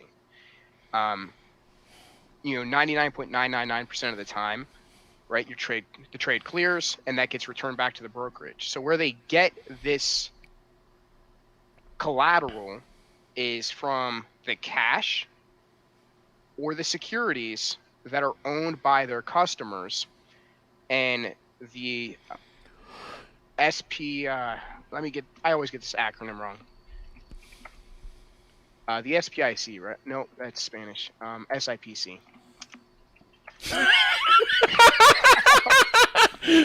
SIPC, Securities Investment Oh boy. Protection Corporation Act. That's essentially what this was created for, right? So if your broker, right, goes bankrupt, right, you're covered to a certain extent for your account value, and it's normally $250,000 worth. So the risk for the consumer, for your broker having to do this, is almost non-existent. And really, it's a way to mitigate risk, and that's the reason they gave that they restricted the buying of these shares, is because that they did not have the capital on hand to facilitate these trades. And the one thing when I'm looking at it is, why only a few brokers, and why such a restrictive amount of stocks? Some of these stocks had low volume. So if there was a low volume, why are they hard to cover, right? Why are they so expensive for your collateral? And then, more to the point, if you're having this issue, right, why not for all of your customers for all buy orders, right? That's what I was wondering. I was like, why doesn't this affect everything? We're experiencing, blah, blah, blah, and unfortunately we can only, fill 5 orders at a time for any stock, right, through our platform. They only did it on a select few. And that, I think, does warrant an investigation, and I hope Congress does cover it. Fortunately, I'm not going to be in the room to ask that question. Why just these lists? What about the other millions of companies that are listed on the stock exchange that you help your customers facilitate? Why were they not restricted? And it's going to be some bullshit fucking, dodging of the question. These were more expensive than the others. Okay, but why just these? If you were having an issue of generating enough collateral to cover these, would you not also, through the transitive property, not be able to cover your other buy orders for your other customers as well? And so its use is suspicious. It's not a normal activity. I think it's very abnormal, and I think if their reason for doing this was legitimate, then I think that should signify to anybody that wants to participate that they may not be the healthiest financially for you to put your money in, even if it's SIPC insured. Because why give your business to a company that is not healthy enough financially to facilitate, right, your investment goals? Right. So very, very, very dangerous ground they're on right now. Yeah, I mean, and maybe you could open up a Fidelity or Schwab account, who are, as far as my understanding is, they are basically trillion-dollar companies, and they are their own clearinghouse. Mm-hmm. They don't have to have approval from anyone. They just, bring it on. Exactly. And that kind of gets to the point as well. Like, I do use Webull, but they're a discount brokerage, and the thing to remember is, and this goes back to me saying, hire a professional. You get what you pay for.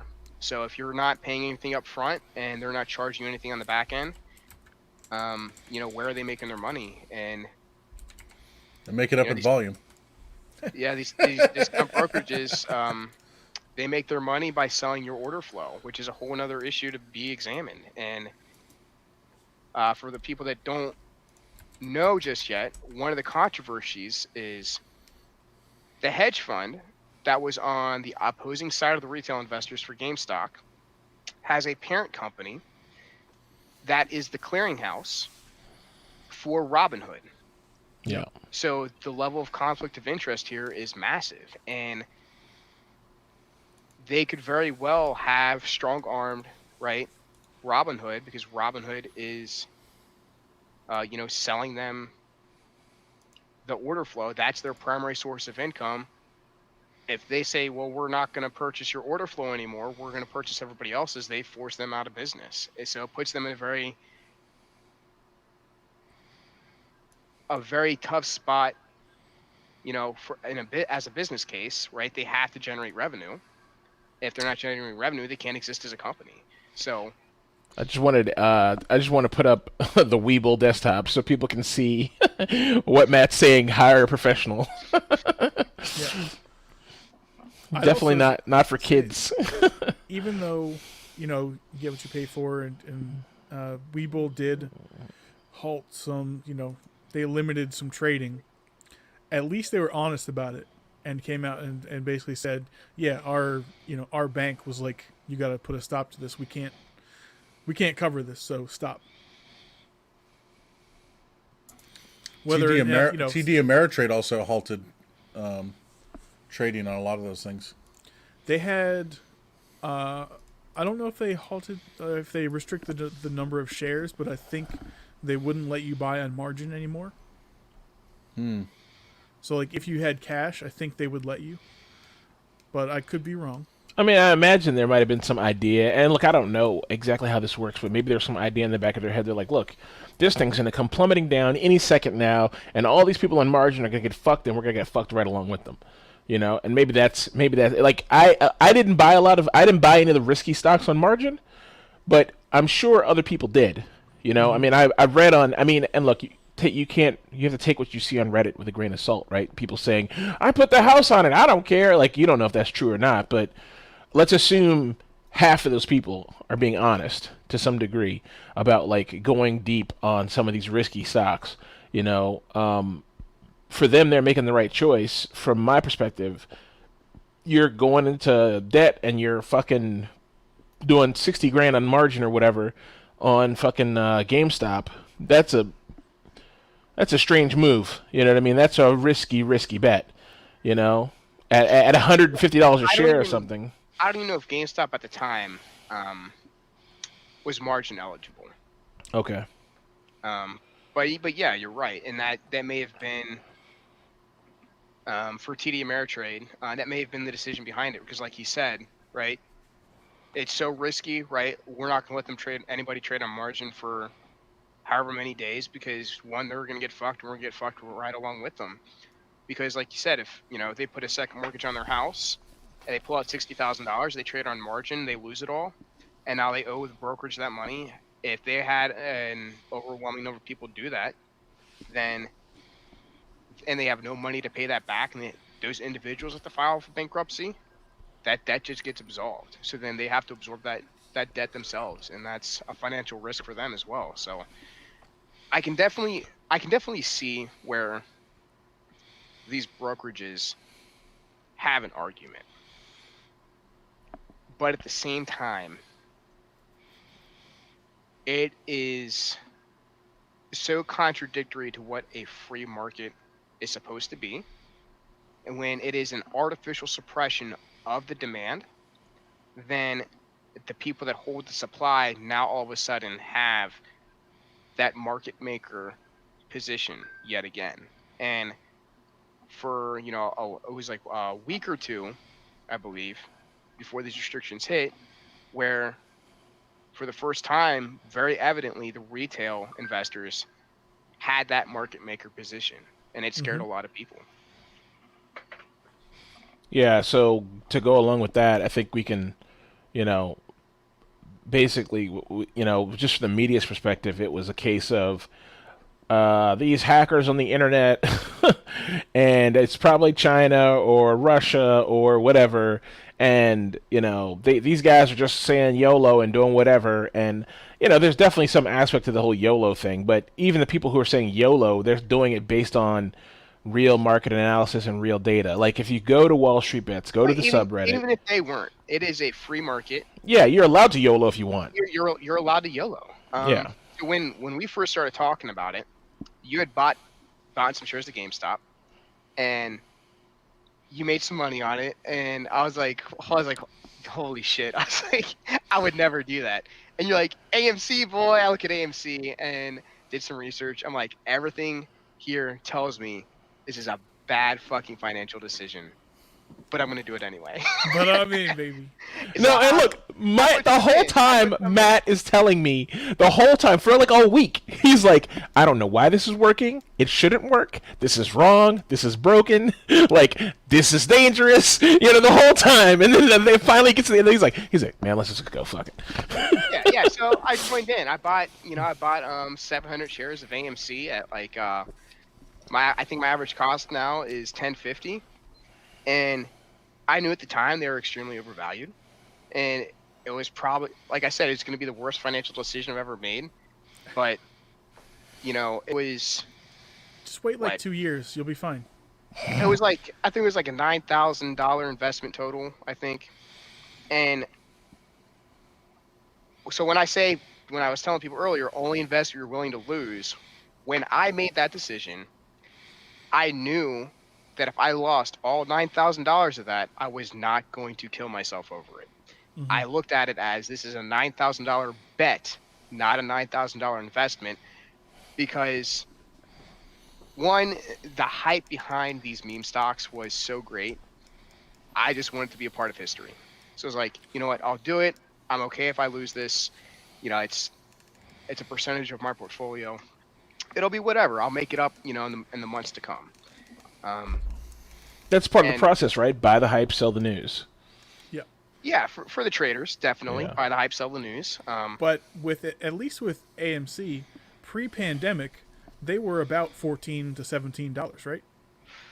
Something like that. So if So we look your at the fund, your $10 entry is actually At not the time. unreasonable. at the time though, Yeah. they were in a very bad spot financially. They had just taken on a lot of debt, and it was going to be years for them to recover. Hmm. They got so lucky with what happened. They were able to generate equity, right, through a public offering, I believe, and that essentially helped them eliminate a lot of the debt they had to take on. So post-pandemic, they're in a better spot because this happened than if it never happened at all. Yeah, they So- said the short squeeze saved that company. It did. It absolutely did. And So you made a good investment in retrospect. I could potentially break even. We'll find out. I think what happened was the company who they owed all this debt to was like, you know what? Turn this debt into shares and give us the shares. I don't know exactly what happened, but I think it was something like that. Because I was already in at that point. So any good news to me is like, Right. it's whatever. It's going to be years before I get that back. I think AMC is going. I mean, and look, this is not financial advice. I think AMC is probably going to be okay. I mean, people, even though we're now transitioning to a world of like online and shit like that, there's always a time and place for movies. You know what I mean? Yeah. And I don't think we're at a time yet where movies are totally done. So the interesting thing, and like James said, this is not financial advice. I'm not a financial advisor. AMC, if we look at it, what are they? Right? They are an entertainment venue. People go to the movies for the experience. They don't go to the movies for the movie. Exactly. Right? So they will probably still have a place in society for the next couple decades, at least. Mm-hmm. Maybe they're not going to be a growing portion of the market, but they'll survive.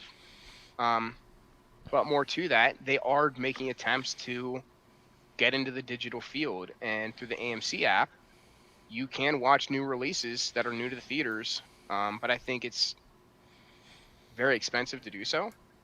I think it's like what, $25-$30 for a digital ticket like that versus the $14 you'd pay if you go in theater. Michael, aren't you an AMC or whatever? Yeah, I have their Is the that movie pricing? pass, but not Is that- whatever. So you don't know about the digital pricing? No, I don't know. I just I had the pre-pandemic. I had their version of Movie Pass, which I don't remember what it's called now, but Yeah. where I could go So- see an unlimited amount of movies at the theater. Oh yeah, I remember that. But to that, right, and looking at the survivability of AMC as a company, Where this adds value to, say, like a family, if you've got yourself, a wife, and 2 kids, you're going to pay 50, $60 for the movie tickets alone, or you could spend the $30, watch it on your home screen, and enjoy the movies at home. So I think they still have a market share in the digital space, and as that grows and becomes more prominent, they could definitely find success there and find room for growth. So it's all going to be about customer adaptation and how quickly they pile on the AMC train for that digital release, or if studios like HBO just release straight to their network. So where's the value? And one of the places where the value might be is AMC could argue to all these studios is, yeah, you have these streaming platforms that people pay a monthly subscription for. You're already collecting their subscription, or you could release the movie on our platform for the first 6 months, and we're going to charge for that initial viewing. So just like before, when people would go to the movies to see the movie and then buy it later on DVD or Blu-ray, you still have that, but now in the digital space. So I think they definitely have value to add there. It's definitely something to examine. So I'm not going to panic sell my shares at any point right now. There's no reason to. I think they'll be okay. Yeah. I think AMC is going to be fine. I mean, I've heard people say that, like, they're like, I will go to the theater when the pandemic's over and watch commercials about mesothelioma for 2 hours, or a 2-hour-long J.G. Wentworth ad. Like, people don't give a shit. They just want to get out of the house into a familiar place. Yeah. So I think there'll be a large boom. Yeah. In customers once we have that all clear. I think we're actually very close to it, because the whole 14 days to cover the flatten the curve, right? That turned into a year to flatten the curve, was to protect the vulnerable people that are susceptible to COVID-19 being deadly, right? We have the vaccine out now. They're receiving the vaccine. So if the vaccine's effective, then that is the all clear. We don't need 100% vaccination rate. We just need the I guess. Got to achieve herd immunity with the vaccine, or whatever. I don't know. I keep hearing that word, so there must be something there. I mean, herd immunity is a thing, though, right? If a vaccine works, then that also means herd immunity would work. But more to my point is, we just need to get to a percentage of vaccinated people where that percentage is also the people that are high risk. And once we get there, then the risk of going out and spreading this disease is essentially non-existent, and we can take our time getting everybody else vaccinated. But we're there. Vaccines here. People are getting it. It'll just be up to our medical professionals to really keep an eye on it and see if we're ready. So movies will be back. Oh yeah, they're already open at limited capacity. Yeah. So okay, not here. Well, no, not here. But I mean, in general, I think they're coming back. It's only a matter of time before everything gets back to normal. I mean, we're not going to stay like this.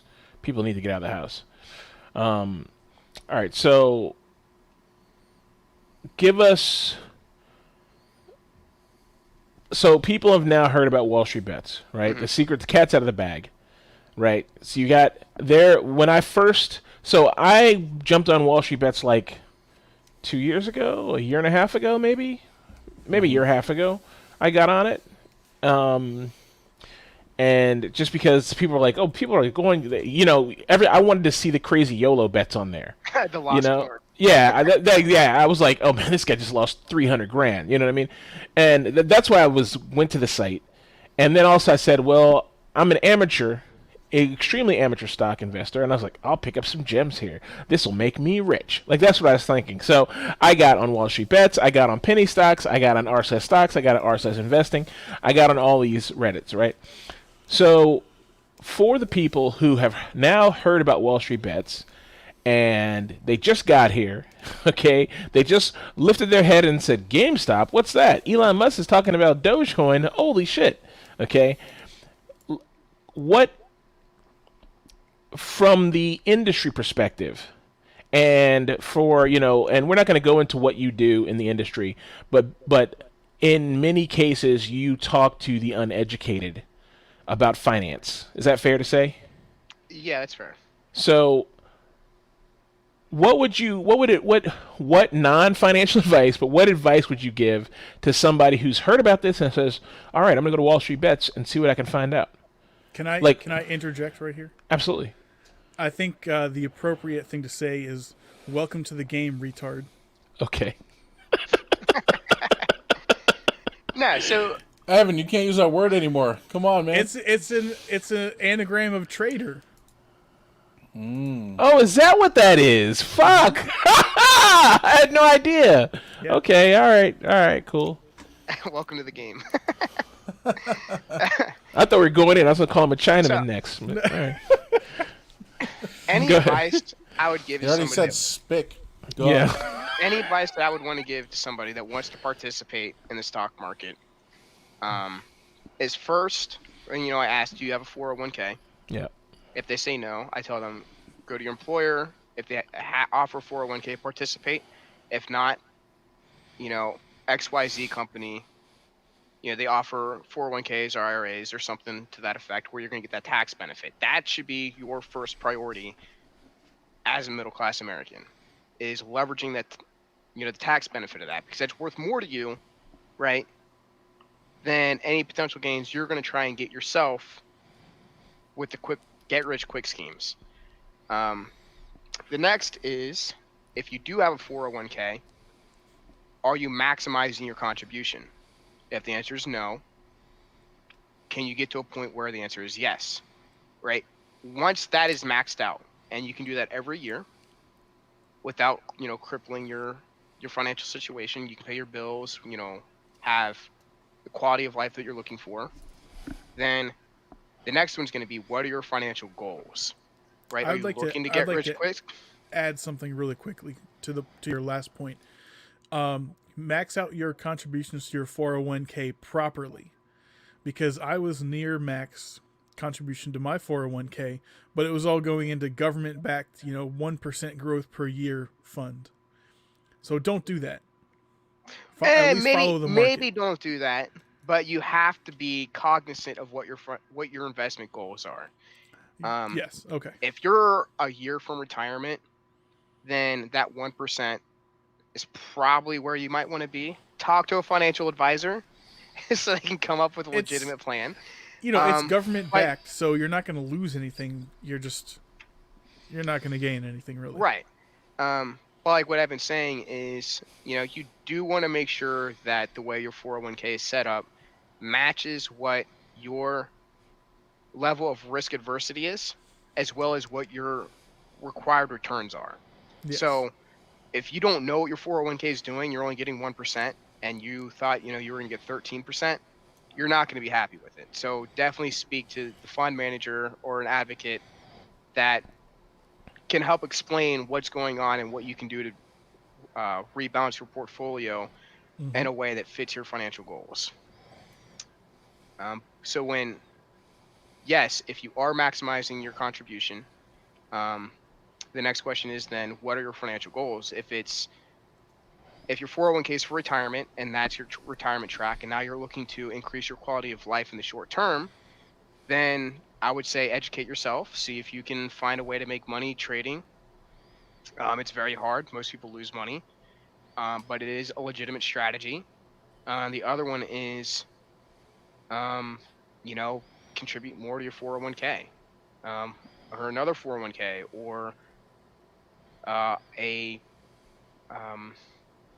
open up, just a brokerage account with one of the big five and have them manage the account for you. If you truly don't know what's going on, if you have a full-time job, right, re-educating yourself in this, because it is a career people go to school for, that do you really have time to start a new career? And that's the way you need to look at it. If you don't have the time to start a new career, to educate yourself properly so that you can make sound decisions with your money, right, then why are you even playing that risky game of trying to make those decisions without that education? So Can I chime in here real quick, Matt? yeah, One thing that I noticed while we spent like a kind of a solid week being hyper focused on the stock market during the beginning of the GME thing, where I was like every day waking up, turning on Weeble, and like staring like this until 10:30. Like, what's happening now? You know what I mean? One thing I realized is it is easier to make money on the stock market if you're educated and actually paying attention than it will ever be playing the fucking lotto or hoping you're going to be a major league baseball player or a major league, you know what I mean? You know that you know how a lot of times we see like there's like we're like, "Oh my god, this is the secret to success. I'll become a Twitch streamer and like Shroud and I'll be a millionaire." And you realize once you've tried for 6 months like, "Oh, Shroud is that 1 in a million fucking Deion Sanders motherfucker who is just in the right spot and well positioned to be super successful." And there's 1,000 other people who are fucking garbage.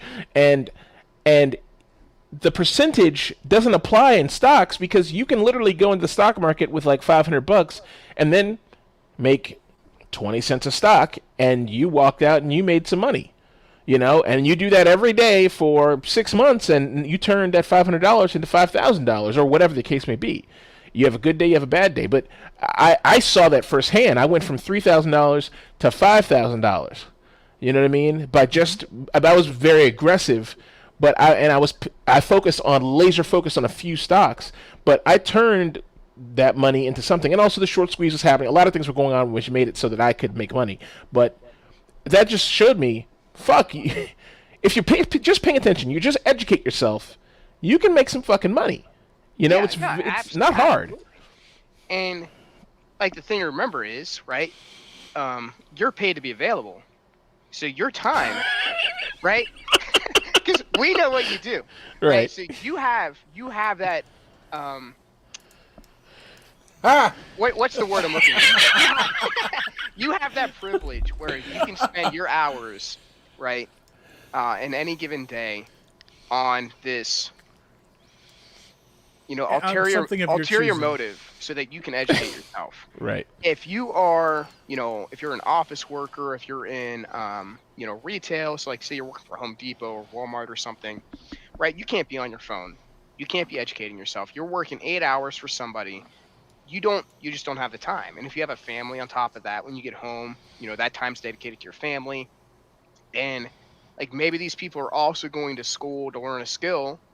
What time more do they have, right, for this other venture? Because you need to treat it as, you know, a business venture, right? You're treating yourself as a business. Then, you know, that's the danger of being a retail investor, is you have to do your work, right, leading up to it. So yeah, you had the opportunity, right? You got to research your positions. If you had any questions how the market worked, you'd ask me, and that kind of allowed you to position yourself to make that money. If you just would have gone in and pulled the trigger, right, there's a really good chance you could have just lost that money, right? That $2,000 you made, it could have been a $2,000 loss. Oh, so, it has been. I've lost tons of money in the stock market. Right. Over the last, I mean, that's what's so phenomenal to me, because in previous years, like I've had a Robinhood account since like 2013 or whatever. It's like since Robinhood came into existence. And matter of fact, I was like their first like 3 months or something of start being a company, I was on board, and I was super excited about the democratization of the stock system. I could just jump in and I can trade. Shit, I thought this was a exclusive, tiered off thing for the rich and famous, you know, and I was excited about it. And man, I lost so much money like betting on things randomly because I was like, that sounds like a good thing, and I heard so and so mention this, you know, or I farted and it sounded like it said CTX, so I bought some CTX, you know, like shit like that. Like I play the stock market like people would do lottery, you know what I mean? Yeah. As a matter of Evan and Michael can tell you, I called them from work one day and I was like, dude, the public offering for Uber's happening. We're all getting paid, baby. Woo! That was a huge debacle. We scrambled that day to get on that public offering, and it was that IPO, and it was a fucking disaster. Yeah, that's still I forgive you, James. It's my own fault for listening to you. Yeah, no, that's fine. I don't even blame myself for the other one. I blame GoPro for sucking. Oh yeah, we had Go. That's right. We were GoPro boys too. We had GoPro. We thought because we were like, some of the prevailing advice about stock is, and let me tell you guys this. Again, not financial advice, but I'm gonna tell you this is bullshit. Buy what you know. That's bullshit. Just because you've heard of a thing doesn't mean you should go buy that stock. Just because you think you like that product does not mean you should buy that So stock. where that saying comes in, buy what you know, emphasis on the know. It is a Yeah. reference to due diligence. You Yes. have to understand the company, right, from front to back, top to bottom. You got to look at any 10Ks they put out. You have to understand the financial situation um, before you can try and make any assumption about what their potential growth is going to be. You can't say, oh, I know what Uber is. I get in Ubers all the time. That's not enough. You Yeah, know who they exactly. are, but you don't know them. Exactly. It's like talking to strangers, right? You tell your kids, stranger danger, don't talk to anybody you don't know. Right? They might know the neighbor's name. They don't know the fucking neighbor though. You're not gonna let them just go talk to the neighbor that's 10 houses down, right? That's creepy Joe, right? So yeah, Here no, we it's go. that's not a political reference. Yeah, but no, but I mean, that's exactly what I was getting at. We didn't know. Like it's just like we talked earlier about time tracks. We all liked that show to some degree. Apparently, other people didn't. Its show still ain't on the fucking air. You know what I mean? And so what you know doesn't actually fucking matter. You need to learn and understand these things. The 10K, what he's talking about, I don't know what the fuck that is. I've heard about it many times, and I'm about to ask Matt what it is. But all of these Financial things, report. all this detail shit is out there. The short squeeze that we've been talking about all this time didn't happen because somebody guessed and said, man, sounds risky, but let's go. There's pages and pages of due diligence done by Deep Value, and he has a YouTube video about it on his YouTube channel, which maybe if Evan finds, we can reference for you anyway to watch, so you can see what this due diligence looks like. But I mean, you need to do the work. This is definitely not for kids. You do the work, you can be successful, but you got to do the work. Definitely not something you should just saunter into and be like, I'm going to go on Robinhood and start spending money. And the work, I may be out of line here, Matt, forgive me, but the work is not hard. It just takes some time. Yeah, it's time consuming. It is not hard work. It is literally simple math. We're not talking, this is not calculus, this is not trigonometry, right? You don't need to go down the rabbit hole in these very complicated technical analysis, right?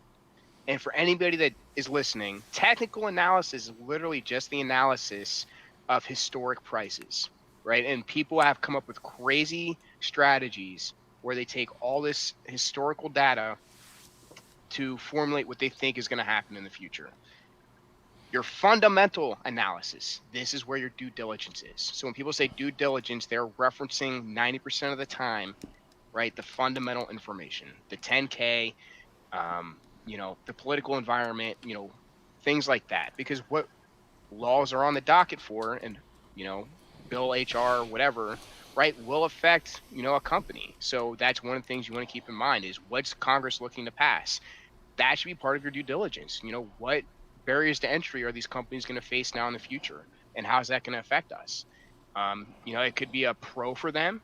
If it's a barrier for new competitors to come in, that just means it's going to be easier for them to maintain their market share.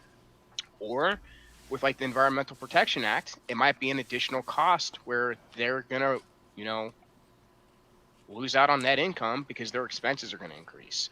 So it's just very time consuming. The information's there. This is not, rocket science. It's literally just grabbing the documents, actually reading them and retaining the information, and then saying, this company has been making the right decisions financially, their cash value is increasing, what are they doing with their cash? And if you're new, right, Google what you don't understand, right? You can easily do that. So when you're looking at these, what is EPS? and you look at their EPS for the past 5 years, what does that mean, right? We'll look up what EPS means. And then when you understand what EPS means, then you can look up, another Google search, how do you understand EPS? How do you use the EPS? And what does this signify? And what's the significance? And when you start piecing these together and you understand how to do that, right, your due diligence can take you from the first time you do it might take you 5 days for one company. You can easily get that down to like 30 minutes, maybe an hour, because the information is readily available. Mm-hmm. And there's actually a remarkable amount of information within the Webull client that James showed earlier. If you use that, there's like a news tab. I think there's a financials tab which shows you some fairly basic information, but it's more than Robinhood shows or anything like that. It is. And if for any retail investors that are on Robinhood, I do recommend Webull just because it is far more sophisticated. It might look overwhelming at first, and I think that is the key point, is because it's overwhelming, it should really signify to you that you might be in over your head. And until you can understand what you're looking at in Webull, right, then that might be a good time to start making, financial decisions on where to invest. Because then you're going to be in a position to say, hey, I think I understand this. I think I've done enough research. I think I know it's going to, I think it's going to be a good call. And if you're wrong, you're wrong. Learn from your mistakes, and, don't invest anything that you're not willing to lose. Because, I have lost in the past before too. I think my biggest loss was like $12,000. So, but percentage wise, that wasn't a large percentage. It sounds big. Holy shit, 12,000. But at the end of the day, it was a drop in the bucket, really, because you can make that up, and you're going to make bad decisions, right? And you're not always going to be right. You just need to be right more than you're wrong. And ideally, when you're winning, have a point in mind where you would like to sell it, because it doesn't just keep going up forever. No, that's true. That's true. I do counter that though a little bit. I'm more of a institutional investor. Typically, I look to hold my positions in a company that I think are going to be successful in like 10, 20 years. I don't like to sit on a company for a couple of days. Now, like to Evan's point, if they are extremely overvalued because of hype, I will let trade strategy override my investment strategy. If they're extremely overvalued, I will try to, profit take and then rebalance my portfolio after the fact, because what goes up must come down. But what goes down, also does come up. Why is it, Matt? Because I've heard you say this before. Why is it that people like Evan and myself, right? We'll say amateur investors, people without the financial education, who are just kind of coming into this, and being more serious as of recent, compared to people like you who understand it and are actually like probably investing more long term. Why is it that it seems like the people who know are investing long term, and the people who don't know are like, "Yo, I'm in it to win it, B. Let's go." You know what I mean? Why is that? It's a thing I've seen. I think it's the appeal of, like you said, it's easy to make money in the stock market. People want to have that better life. They want the yachts. They want the Chardonnay. They want to have that expensive lifestyle, right? And we all want that. I want that. Sunsinker Yakets. That's right. I try to manage my risks so I don't lose what I have. Because like I said, like I advise people, maximize your contribution to your 401ks. I can tell you, I have maybe $6,000 in my 401k. Only because my year to date, I am up 96% since January 1st.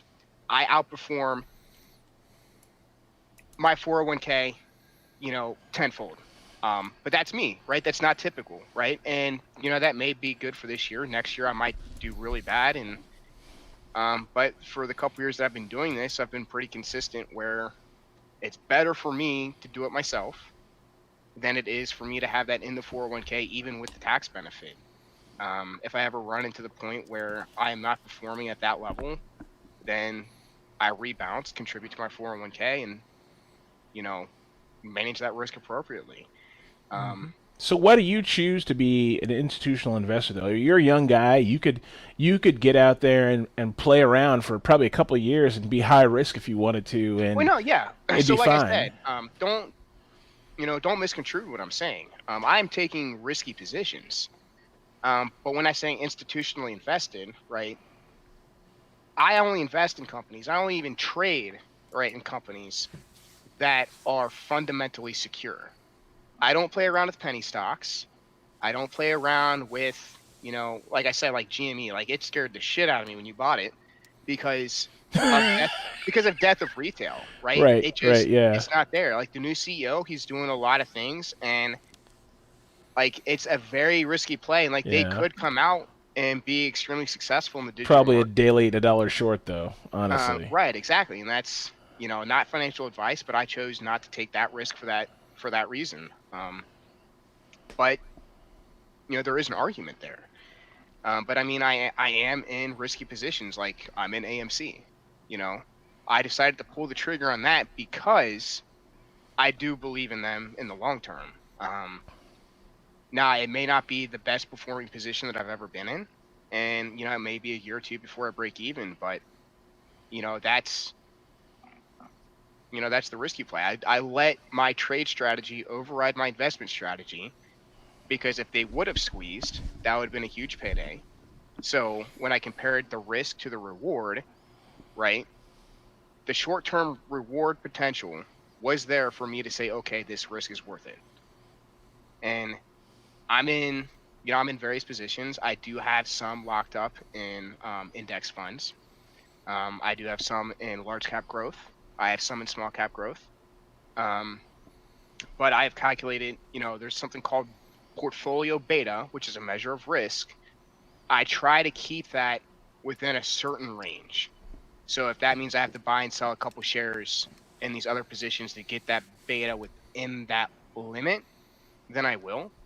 But that's one thing your retail investors are probably not aware of is how to calculate risk for their portfolio. Um, it's True. very easy to do. Just Google how to calculate portfolio beta. It's a very simple formula, and it'll tell you how to do it. You literally just plug and play the numbers from all the positions that you're in, and you know there's going to be a spot in there for weight. That weight is just a percentage of your portfolio. If they're 10% of your portfolio, that's 10% of the weight. Um, but no, I am in risky positions for sure. Like don't misconstrue that. But I'm not a day trader. I don't look to trade, you know, 5-10 times a day, looking for a couple pennies here or there to, look for income or anything. That's not really the goal for me. Um, Let me ask you. You mind if I ask you about individual stocks mhm, or a individual stock?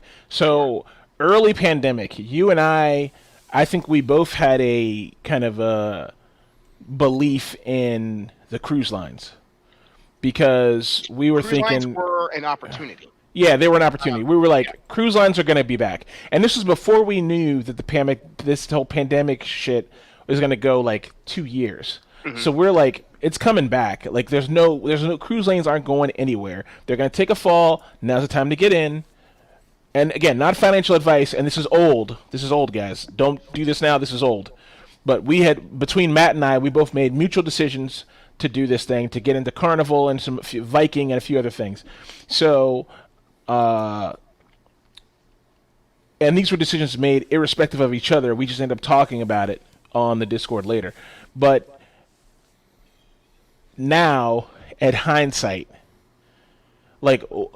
and I'm just want to use this kind of as like a marker for how a person would look at a decision gone bad. Hmm. Like, what was your move? Like, at some So point, you came to a point where you were like, okay, it's time to get out or time to do right. whatever. Yeah. What did you do with that?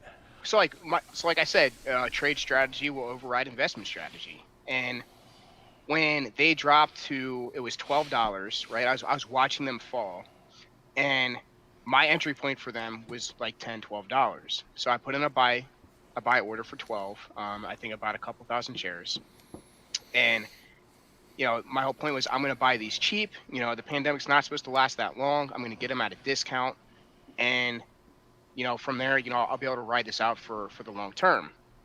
But in the short term, they rose back up to, I think it was like $31, $32. Yeah, they went up. They jumped. Because the growth was so fast, and we were not yet out of the pandemic, right? I evaluated my position and said, is this going to have another short-term fall? And the answer is probably yes, right? Like, they're not operating. They have no income. So there was just hype of everybody trying to buy them at a discount, and yet people that were buying them, overvalued at the time. So I put my sell limit in for, it was $27. And then it did execute, and I made, a fat stack that week. And then they fell back down to, I think, like 16. And I said, if they go back to 12, I think about buying it. It took them a really long time to get back to 12. And then as more information came out, right, and, we're looking at a longer-term pandemic and nothing operating, I was like, now's probably not a good time to buy back in because I have more access to more information. But, I mean, it's like that's, I don't know, I was being cognizant, and I made a good decision that day. Somebody that bought in at 12 and didn't sell, I think, what is Carnival trading at? CRNV is their ticker, right? I think so, yeah. No, that's not them. Carnival Cruise? CCL, I think. I think you're right. I think it's CCO. Yeah. They're at $20, CCO. So I would still be up in that position, but because I decided to sell when they were overvalued, like I said, trade strategy overrides investment strategy. I made an extra $10 per share almost. So, I mean, so this goes to something else that I was thinking about, and I kind of don't really want to go into it because I think it varies on the person and your personal education level and what you've seen and the stock. There's so many variables that come into saying buy or sell a stock, but I feel like, and maybe I heard this from you, or maybe I heard it from Evan, or I don't know who I heard it from. Maybe I heard it online. I don't know. But I feel like there's this kind of prevailing logic that you really should set growth for yourself and honor that growth. Don't be greedy. Don't hang on waiting for the next big payday. It's a 27? Fuck, that means it's going to 37, dog. Full disclosure, I said 30. Their high was 20. 21. Right. So I sold at 17. Okay. All right. But yeah, no, so I mean, yeah, so I would still be up even more if I would have kept them, but at 17, was there this inkling thing in the back of your head that was I should just roll till 37? It's going to keep going up. No, so it was a super risky play, and I knew that the risk was high, and I knew there was going to be another downturn, short term, and then they released their earnings, and then they were down, so much revenue, and they weren't just not operating in the U.S. It was all over the globe. With all this extra information, I was expecting the pandemic to be 3-6 months. So when they did reach, when they did increase in value, and I'm looking at this, green position and reevaluating, do I back out now, take my profits, or do I continue the risk? And I decided to, take those profits. And I could easily have said, no, write it out. I'd be up, so if I would have stayed, it would have been better off for me for that position. But it would have probably been a risky couple of months. It would have probably been a sketchy, right now you're looking back, you're saying, well, I'd have been up. I'd have made some more money. But maybe 3 months ago, you'd be like, yo, I'm going to put a gun in my mouth. Right. That's the thing about stock. Let me ask quickly, Michael and Evan, a question. Mm-hmm. So, Michael, and I think the problem, I'm asking this of you, Matt, and you are an educated person in the industry who is leaning on all these technical factors and numbers to make your decisions, which is giving you more tools. Evan, when you buy a stock, we're not forget about GME, any just regular stock, okay? You saw a tip. Okay. Yeah, it This, only goes up, James. this penny stock is rolling, boys. Yeah, Everyone's Stock's only getting go in. up. It's gonna go from To a the penny moon. to 5 cents. You buy fucking 40,000 shares, you're gonna be a millionaire. Okay. Hey. And the stock goes from a penny to 2 cents, and you're thinking, what are you thinking when it goes to 2 cents? I'm thinking like, let's go 5 right now. And if it goes to 5, what are you thinking? It's like, well, I'm gonna roll this to 10. Dude, look, Evan is going along with me, but that is what is fucking going on in my fucking head, right? So, There's only one place for it to go. Up. exactly, exactly. I am very much with you on this. I'm not just playing it up. Those are like pretty legitimate answers. Yeah, I have to Matt- fight Matt against that. Yeah, Matt is psychologically stable. Yeah, That's where we differ. He's way more realistic than we are. well, he has the education and the knowledge, the real knowledge to lean on, where he can say that's not a smart play. And the But- experience. Yeah, but I'm looking and I'm like, dude, look at this thing. It's flying right now, yo. Like, you guys have been sitting in Discord with me, and you've heard me say, it's going to the moon, you know? No, that's legitimate though. You know, like there's probably gonna be times where if I would have had that I guess like stronger mentality to hold, right? So like especially with penny talks, like you're saying, oh, it's at 1, now it's at 5, I'm gonna hold to 10, and it goes to 10, oh, I'm gonna hold to 20, it goes to 20, right? But if you're that guy that's got it at 1 and sells at 5, and you don't hold until 20, right? You're not a millionaire, and the buddy sitting next to you that invested the same amounts retiring, right?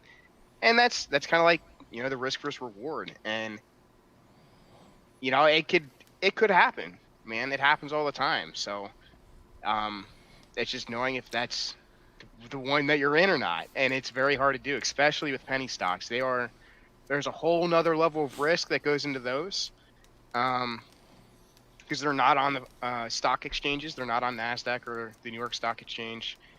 These are your over-the-counter. It's hard to trade. So, yeah, you could have 1 million shares, right, that you got for 1/1000th of a penny, and if they go to $1, right, you have $100 million. But who are you going to sell your 1 million shares to if nobody's buying? Yeah, So, right. But yeah, like on paper, you're wealthy, but you're not rich. Mm-hmm. But it'd be nice.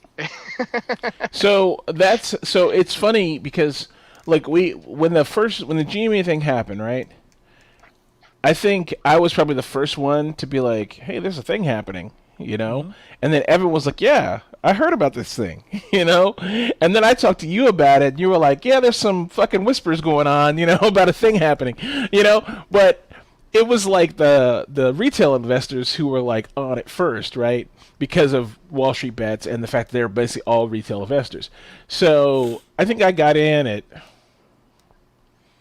maybe 20. Your average was 38. 38. See how the fish got bigger as the time went on. So I got my average of 38, right? So Matt was here that day. I think I've been in for like 2 or 3 days, you know?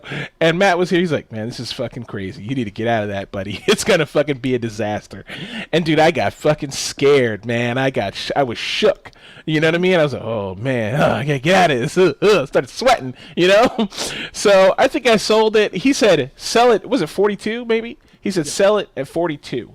He said, set your stop loss at 42, and you can get out. And I did that, and the price dropped. You know? So I was happy. Like, I made, like, a couple bucks.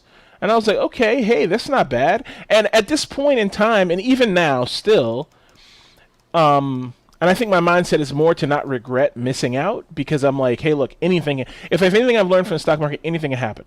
So I never regret missing out, because for every GME there is right now where people are making millions of dollars, there's another GME in a half an hour from now, and then half an hour after that, and a half an hour after that. Like, the stock market is filled with GMEs of one scale or another.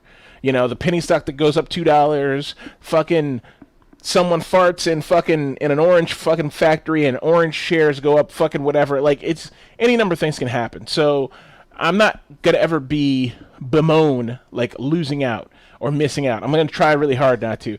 So Matt told me to get out because he's like looking at this from the institutional perspective. He's like, this is dangerous and very high risk. You know, this is early on in the short squeeze. by the end of the week, the price had jumped to 150 or whatever, I think. So the price is at 150, and I'm like, oh shit, I fucked up, you know?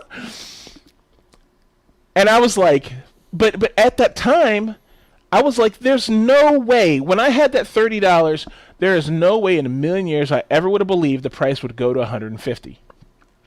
Then the next week, the price was at 200. Then it was down to 60. Then it was up to 300. Then it was at 400. Then it was at fucking 500. Like all it just did is it would go crazy and then come down. It would go crazy and then come down and go crazy. And so every single time it would prove to me it'd go crazier. And I was like, and every time I was like, if I was still in, I would have been out at 100. I know that for a fact. There's no way I would have stayed to 150. I would have been out at 100. I would have been happy. Like, oh man, I made some money. I don't care what this thing does after this. I'm out of here. Like, I never would have stayed for the high risk play for like 2 weeks. I wouldn't have done it. I wouldn't be in now. Then they're like, hold the line. No, fuck the line. I'm a regular motherfucker. Okay, I think what you guys are doing is cool, and I'm glad you're doing it. Somebody's got to fight the good fight. It won't be me, though. I need my money. I'm out. You know what I mean? And I just like... Go ahead, Evan. I see something. Yeah, there's a good point. Little comment that I read that someone has said. Never forget that as much as you're investing and losing money with your friends and everything, the stock market is a single player game. There's no co-op. Yeah. It's what your decisions are. Yeah. Exactly. So I'm making decisions that are right for me, and I'm not mad at those decisions. But I cite that because I think that, at least I know from my own experience with the stock market, there's always that overhanging thing of like, I left too early, or I got in too late, or I didn't, I wasn't fast enough in or out, or whatever. You cannot bemoan these losses. You cannot bemoan the missed gains. You just have to fucking go in, play with what you know, and get out when it's right for you, and not be upset when you got out. Because especially like this short squeeze, it's not normal. I'll be honest with you. I don't advise anybody get on any short squeezes because it's not normal. It is not like you cannot look at this. If anything, listening to Matt during this whole shit had taught me was like observing him, a person who understands this shit. It showed me, and watching like any financial news during this time period showed me nobody, even if you fundamentally understand what a short squeeze is, nobody understood how it could go like this. Everybody was like, what the fuck is going on? Even people who have a fundamental understanding. So I don't think anybody should get in during this period.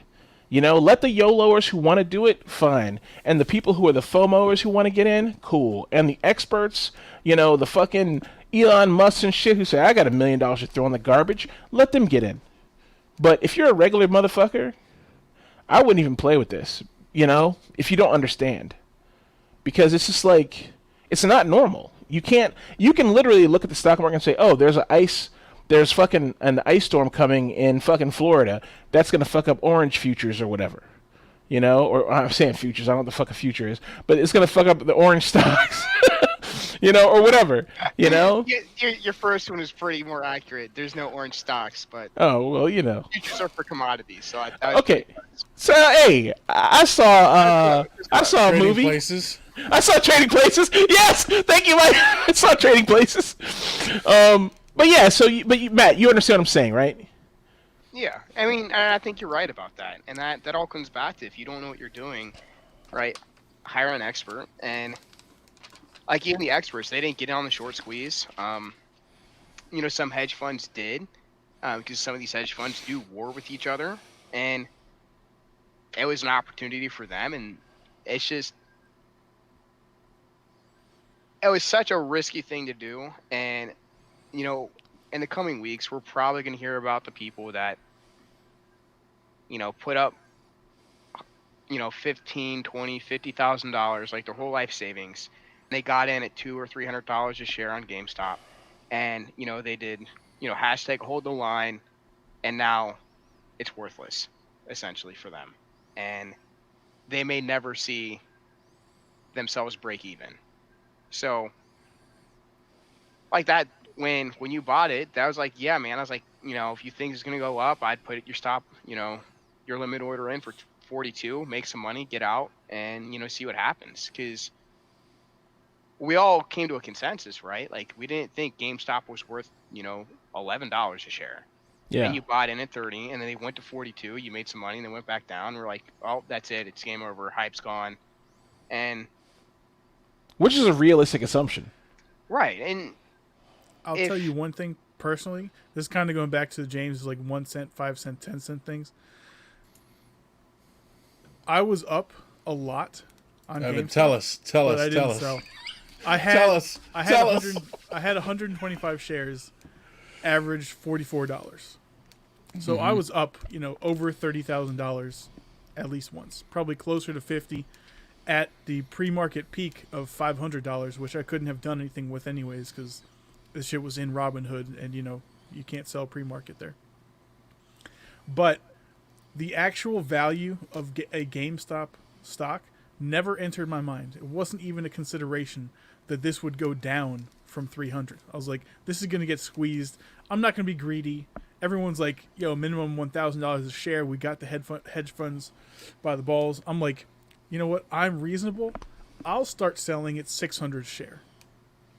Never entered my mind. 600 once. a share. That's reasonable. Yes. Never entered my mind that GameStop is probably it's probably a $30 stock. If that. Well, yeah, with the new board members and the direction they're probably going in a year, if this all hadn't happened, it would have been probably a $30 stock. It's at 52 right now.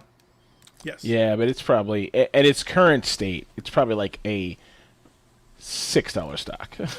but yeah, in a year, if they can survive the year, anything can happen, especially if they can execute some new plans. But what did I tell you, Evan, when you told me that? The whole mentality, you said you would have sold at 300 or something like that. Yeah. Yeah. Which you would have sold at 100. But same principle. Like the actual valuation of the company didn't even enter my mind. I was like, this is going up. I'm just holding. Why bother? Yeah, Why would I sell this? It has no place to go but up. Agreed. Right? And I mean, unfortunately, look at the trend. that unfortunately that is the first of 4 such incidences that has crossed my path this year. Oh no. I will tell you this. I am not negative any money. I am up at least 100% on all of them. Well, you said you the goals you set for yourself, your personal goals, you're ahead of the game on your goals. Like you're gonna reach your goals before the mark you wanted to hit. I think you said that before. Yeah. So here's a little. Take a step back. Before, or maybe like the day of when everyone got into the GameStop and everything, sometime early to mid-January, we were talking just privately about investing and shit. And I was like, I want to bring I was specifically talking about my Robinhood account. I want to bring this to over $100,000 by the end of 2021. And it seemed, feasible. 2 weeks later, my unrealized account value was over 130,000, and I didn't sell. So had I been objective about keeping to what I said 2 weeks prior, instead of being like, man, this shit's going up and up and up, it's going to the moon, then I would have achieved my year's goal in 2 weeks. What was the psychology behind that, though? Like what? None. We like the stock. What do you mean? We like the stock. What's the psychology? Greed. Yeah, I mean, if anything, that's it. So I don't know. I guess I've been burnt so many times. I try to do the same thing. I'd be like, it's gonna keep going up. I mean, well, Mike, you see what it's doing. We're going to talk about another one that we are both in. Here we go. Go ahead, James. Well, no, I mean, I've been burned so many times that I'm like, I think every stock's gonna shit the bed, no matter what it is. If I live, and you guys know me, right? I always say I'm the most unlucky guy, I like if I buy Apple's going to $3 a share. You know what I mean? That's how I feel about it. So I'm just like always expecting utter failure. So I'm literally like this, like, It's not time to get out. It's not time to get out. It's not time to get out. You know, like I'm like, I don't want to miss out. I don't want to miss out. I don't miss out. You know what I mean? I'm always like trying to jump out of the stock and not go deeper in. The first time I ever decided to go deeper into this shit was this fucking short squeeze shit on AMC. Every time there was a dip, I was like, oh, buy the dip, buy the dip, buy the dip. Like I was programmed. I was like, buy the dip. Here another 800. Here another 800. Here another 800. You know. Anyway, go ahead. Say what you're gonna say. So of the four, AMC was another one. I got in super early at when I was watching James stream. I bought 1,000 shares at like 286 or something like that, and it got up to, and I averaged up. So my average ended up being like I had 1,400 shares at like $7 or something like that, and it kind of peaked around 19 or 20, but I was like, this shit's going to 50. I'm holding. No, I got out of that one even. I didn't lose any money. I mean, if I may have lost like $6 or something. Right. But that's another one. Like, why wouldn't I have sold? That would have been another $30,000. Another one is Outlook Pharmaceuticals, which I've actually been holding for like 6 months. At my average is $1.28. They had an offering recently, followed the next day by like $19 million of like insider and institutional buys, and they're about to come out with some good data, presumably, and they have actually been FDA approved for one of the products. So it will. So from I watched it go from 99 cents or something right after the offering, which was at $1, up to like $4 and something, and I was like, nah, man, this is gonna go far. This is just gonna go to 10. I don't remember where I came up with that number, but I had 3,000 shares of that, so I could have walked away with 12 grand or a portion of that while I'm still up. I think it's at about 260 now, so I'm still up 100%. Fine. And will it likely go higher? Yes. So I'm not selling yet. I've been holding this for a while. Fine. It is a good company long term. I will likely sell most of what I have in the next 6 months. The fourth and final one that Mike and I share, Sundial marijuana. There's a big support for legalization, so all the weed stocks and everything saw huge jumps. The thing that was unique about Sundial is it was at risk of being delisted because it was it was trading under $1 for a month or a certain period of time, whatever the NASDAQ rules are. So I don't know specifically if this was like a Wall Street's Bets things, but it had to close above $1 for 10 consecutive trading days, which it did. It peaked at about $4.80 pre-market on like this past Wednesday or something like that. I have 2,200 shares at like 93 cents. So it's trading at just over $2 right now. So again, I'm up 100% basically. But I could have been up 480% if I sold. Now this is another one that's like, yeah, we're going straight to $5. I don't know. That is actually possible.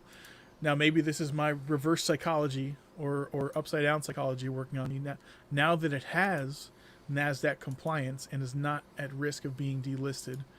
It might get more attention like the other, $20, $15 weed stocks. So it could. Being like, people could say, oh, this one's affordable. And it is actually a reasonable company. They are no longer in debt and they are profitable, which is unlike a lot of the other weed stocks. So if institutions or large buyers decide to look at it that way, it will likely go up. But again, unrealized gains could have sold at, above $4. It happens, man. It does happen. I just saw this. Oh, that's pretty funny. Oof. Yeah, there's gonna be a lot of this. Mm-hmm. But you know what they're saying on Wall Street Bets about this, which is true, right? It's kind of sad, right? Because the same time, out of one side of their mouth, the Wall Street Bets people are like, "Go, you fucking autists! Get this! Put your house up, baby! Go!" And on the other side, this guy posts this thing saying, "Hey, look, I took Reddit stock advice. I fucked myself." Right? They're like, "Played the casino and lost. Now you want to bail out? Are you a fucking hedge fund?" You know, like. Yeah. I mean, but they're right? Like, no one is like, you gotta fucking, you like the stock. Like, nobody's doing that to them, you know? Yep. Yeah. And for GameStop, like, I got caught up in the hype. I was, had more than you guys, had some other friends who were like trying to ride this thing out. And again, it's a single player game. I should have sold. Yeah, but but you're not also, you didn't put yourself in a situation where you're like, man, if I lose this money, No. I'm gonna have to sell my dick. No, you I know? put in like $5,000 or something. Yeah. Yeah, I was listening to some news report, just like you guys saying, bet the house. Some guys like, yeah, I closed the 401k out, blah, blah, did this, did that, put it all. I was like, Jesus. There's going to be a lot of that over the next couple days. There definitely is going to be a thing because, there's one thing that I noticed happens if you're not strong-willed and strong of mind enough to be like, I can make an educated decision about this, or I can decide that YOLOing is okay for me. You're gonna like a lot of people. They're in here doing this shit just for the adulation of others. I was in, this is unrelated, but it's just the same kind of behavior. I was in a Twitch stream the other day, and some guy unasked goes to the Twitch stream. He's like, "Hey, this streamer so and so? Yeah, you know how he got these 2 ships? Question mark." And the guy's like, and luckily the stream was only 80 people in the stream, so of course this guy's like, he's looking at the chat. He's like, "No, I don't know why he got those 2 ships. I guess he bought them in the store." He's like, "I bought them for him, bro. And I'm going to do the same thing for you. It's your lucky night. I'm going to give you 2 ships." The guy's like, "You don't need to do that." He's like, No, I'm going to give you 2 ships. And this conversation went on, and I was like, dude, nobody's going to come to your house and suck you off. This guy just wants the adulation of the audience, right? And it's the same thing here. So there's a lot of people jumping in, getting involved, but betting their house, going hardcore because maybe some part of them is like, I'm going to take a big risk and do big things. And then another part of them is like, dude, fuck it. These guys are going to love me, And there's nothing wrong with that, but I think you have to know your limits, There's nothing wrong with having a good time, You just got to know your limits. You can't do stupid stuff, Says you. Wild. I mean, but you know your limits. You're allowed to do whatever the fuck you want. I just told you I do not. You're allowed to do whatever the fuck you want as long as you're not bankrupting yourself. And even then, you're allowed to do that. You know what I mean? Fuck. Evan bought a sign that said, "We like the stock." That's true. So, and look, That was fun. I wholly support all of that because he's a grown-ass man, and he's having a good time with his money. He ain't got no kids. He ain't got a dog. He got house plans. He got nothing. He just got himself the things he likes to do. That's fine. Shit. I bought pomegranate juice. Why? Why the fuck not? I'm a grown-ass why. man. Because that bottle looks awesome and it reminds you of gummy bears. Sure does. Bingo, you got Gummy it. berry juice will makes you bounce nice and high. That's right. I'm glad you said that. But that's the thing, right? So, I mean, people are doing what they want to do. But I that's probably the thing that scares me the most about this whole thing is Free will. well, no. Why didn't somebody sell for me? Why didn't they keep me from doing this to myself? I mean, that's our society, right? Yeah. Like that's our society, right? It's so the That's government the future Democrats want, Evan. the government Biden's has America. the government has the opportunity to overcorrect severely here, and once all the recriminations come out from like, I sold my house, my husband killed himself because he put all his money on Wall Street bets, he called someone an autist at the mall and they kicked his ass, like once all that shit starts to happen, then the government's involved anyway because of the Robin Hood shit. Robin Hood's going to be vindicated. They're going to say, well, look, see, we should be allowed to choose for people what's right and what's wrong, and what they should and should not do. If we see people doing something reckless, we should have a system in place to make sure they're allowed to do that reckless thing. You know, and the government's going to be like, well, yeah, we have Americans losing their homes because they're stupid. They don't have the financial education to do it. We need to protect them from themselves. You know? So, I don't know. I mean, I'm a little bit worried about the outcome of this. Like, right now, we haven't heard it, right? A lot of people in Wall Street bets are still like, it's still happening. We're still squeezing, you know? But it's going to start to roll out, you know? And you're going to see, like, the John Olivers and the fucking Newslines and the 60 Minutes are going to do their big reports on this stuff in the coming next 6 months, when they have a lot of time to sit back and evaluate and interview people. And then that's when we're going to see, yeah, there's a dark side. This guy lost his house. This guy killed himself. This guy's family is bankrupt. This guy fucking spent his college money, or whatever the case may be. He spent his childhood. He spent his childhood. Yeah. Wouldn't that be something? You're Yeah, like, man. sorry, kid, I got to cash in your childhood. But it's for your future. You're going to work at the old mill. They take 8-year-olds now. What an adventure. That's why kids are so soft these days. They can't work at a sawmill anymore. Yeah, true. You got But all y- their fingers like some chump. Yep. The best I mean, memes have come what out of happened to this. the good old days when your kids misbehaved? You could just cut off their fingers. There you go. I mean, once again, there's not enough punishment by death. Yeah, Evan's all about these consequences or lack Severe thereof or whatever. consequences. Severe Right. Yeah. Severe consequences. It's capital deterrence. Well, it's funny. I read about that in what book was it? James Freakonomics, Yeah. where the guy's like, he's like, yeah, we could eliminate, drunk driving pretty quickly if we started having roadside executions. Yeah. But he's like, do we want to do that? Does the public have the stomach for that? Probably not, right? They'll get used to it. Like, you blow a .08 or higher, it's like, sorry, gotta kill you, Like, that'd sober everyone up real fucking quick. Everyone's taking a taxi, But, Like, and you know what? Many people would die, but many other lives would be saved. maybe. I mean, I've said that for years. Like, you look at China. People walk around the streets of China smiling, having a great time.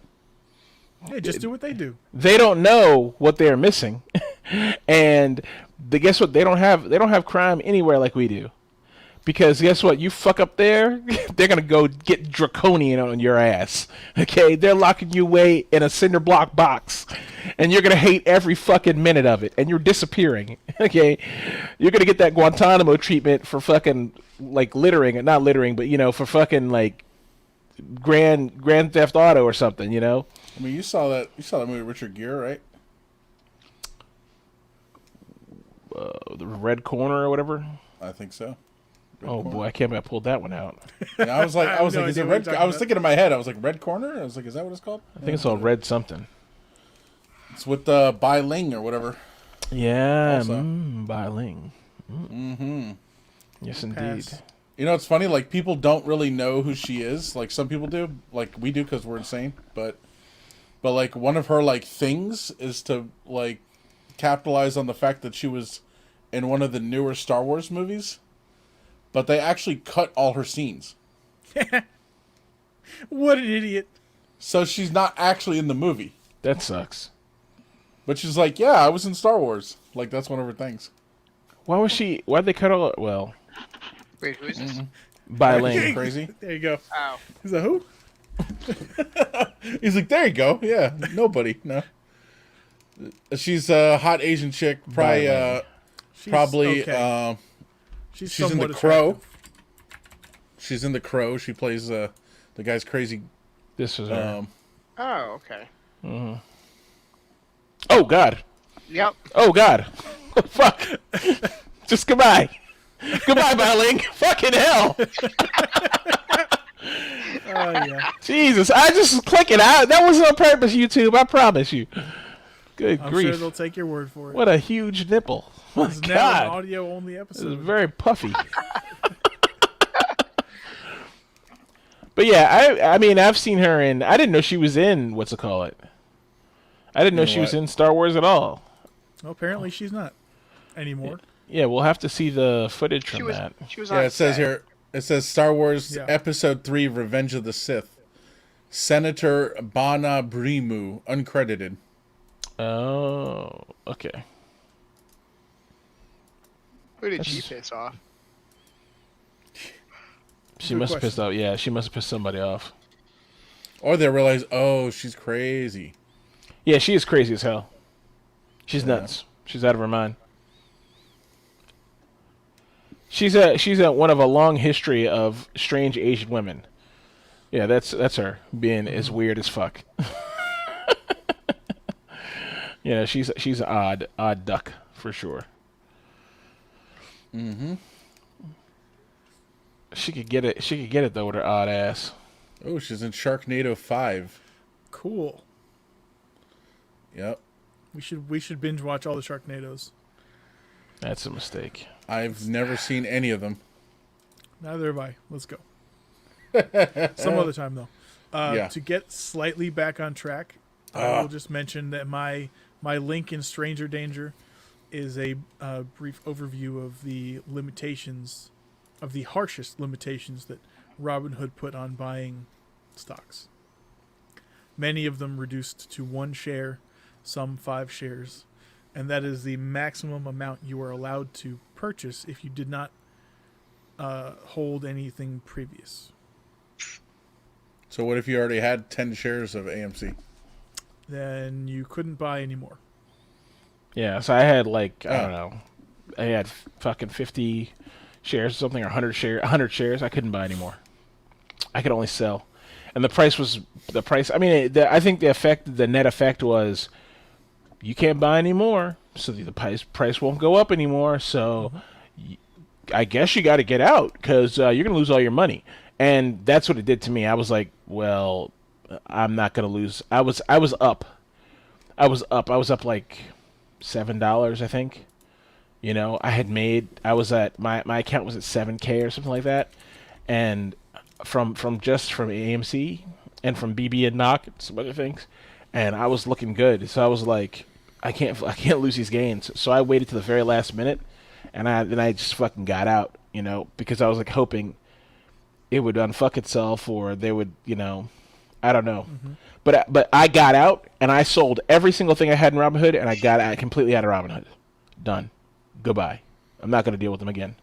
Even though the ease of use is amazing. Like the fact that you have my fucking ball, you could possibly have my. I'm an American. The fact that you can have my balls. Oh, here No, I we mean, go. no, I'm just saying. One of the tenets of being an American is the ability to fucking choose. So you're gonna have my balls by the fucking my balls by your hand like that? Oh no, we're gonna have to renegotiate, buddy. That means I gotta find another way to spend my money. Because capitalism, as free market capitalism at work, I'll go somewhere else, and that's what I chose to do. I dumped out of my thing. I gave them a 1-star rating, and I was like, I'm fucking out of here. You're not gonna fuck with me like that. You know, you're supposed to make the playing field even. You're supposed to be let them trade. That was your fucking Twitter, what you said on Twitter, let them trade. Now you're fucking saying let them not trade? Oh, fuck off. Guess what? It's not my fucking fault that you can't cover your fucking bets. That's not my fault. I gave you the money. Why can't you fucking cover your bets? You got my fucking money. Fuck right off. I was pissed. I was livid about that. Yeah, that kind of knocked down the whole momentum for sure. Yeah, it did. It did. It was what they did was successful, and I guarantee you, it's going to come out years from now that this was a coordinated effort from hedge funds. I guarantee it'll come out. You know, I mean, all these people are friends, so I'm certain a bunch of them all talked to each other, and they were like, "Look, you need to stop this. We're going to take care of you on the back end, but you got to stop this. You're going to take an L right now, but don't worry, your company's going to be straight. We'll bolster you up. We'll make sure you're okay." You know, so I guarantee that's what happened. Because the honest to God truth is, most people aren't going to be like most people in Robinhood are like my little sister. They have $500, $600, $700 in there. They have a couple shares of GoPro and a couple shares of some weed stock that they thought was funny to buy, and that's it. You know? Maybe they have some meme stocks, maybe they have some real stocks, but they don't have like fucking 50, 60 grand in there. I think those $60,000 people are outliers. I might be wrong about that, but I don't think that's everybody. I think the most people are fucking, they just jumped in, they got a few bucks, and that's it. So, in 6 months, no one's going to be talking about the meme stock uprising of fucking 2021. People are going to be there, you know, people would have forgotten about this financial shit. It'd be on to something else. They're going to be talking about it. You're right. It'll be something else. It'll be... No, but they'll move on, yeah. Not to beat a dead horse, but it'll be the next school shooting or fucking... Right. Yeah. You know, there's no school shootings anymore because no one's at school. How about that? When the pandemic's over. No, I know. Yeah. Then everyone can get back to work. They got to get out of the system. Yeah. I got to shoot somebody right now. Oh, boy. Just for anybody who wants to know, you can buy that picture of Bai Ling as a poster on Amazon. That's fantastic, James. Yeah. You know what that is, James? You know what that is? That's free market capitalism right there. It is. That's the American way. It's an opportunity right there. I'll post it. The problem is, I bet Bai Ling is getting her share off of that. She American? I don't know. Well, she doesn't deserve a share then. There we go. Exactly. Non-citizens are exempt. All right, from protections. Wait. Mm-hmm. Let's what more bits can we scrape out of this as far as stuff? What else could we cover while we have Matt with us right now? Bai Ling is an American, by the way. God damn it. Okay, that's too bad. I don't really have any other questions. Evan's trying to trying to get rid of her. I mean, I don't have any questions. You've presented some very solid information for people who are psychologically and emotionally sound. And may we all learn a lesson today. You're up. You're good. Yeah, but I could have been up a lot more. God damn it.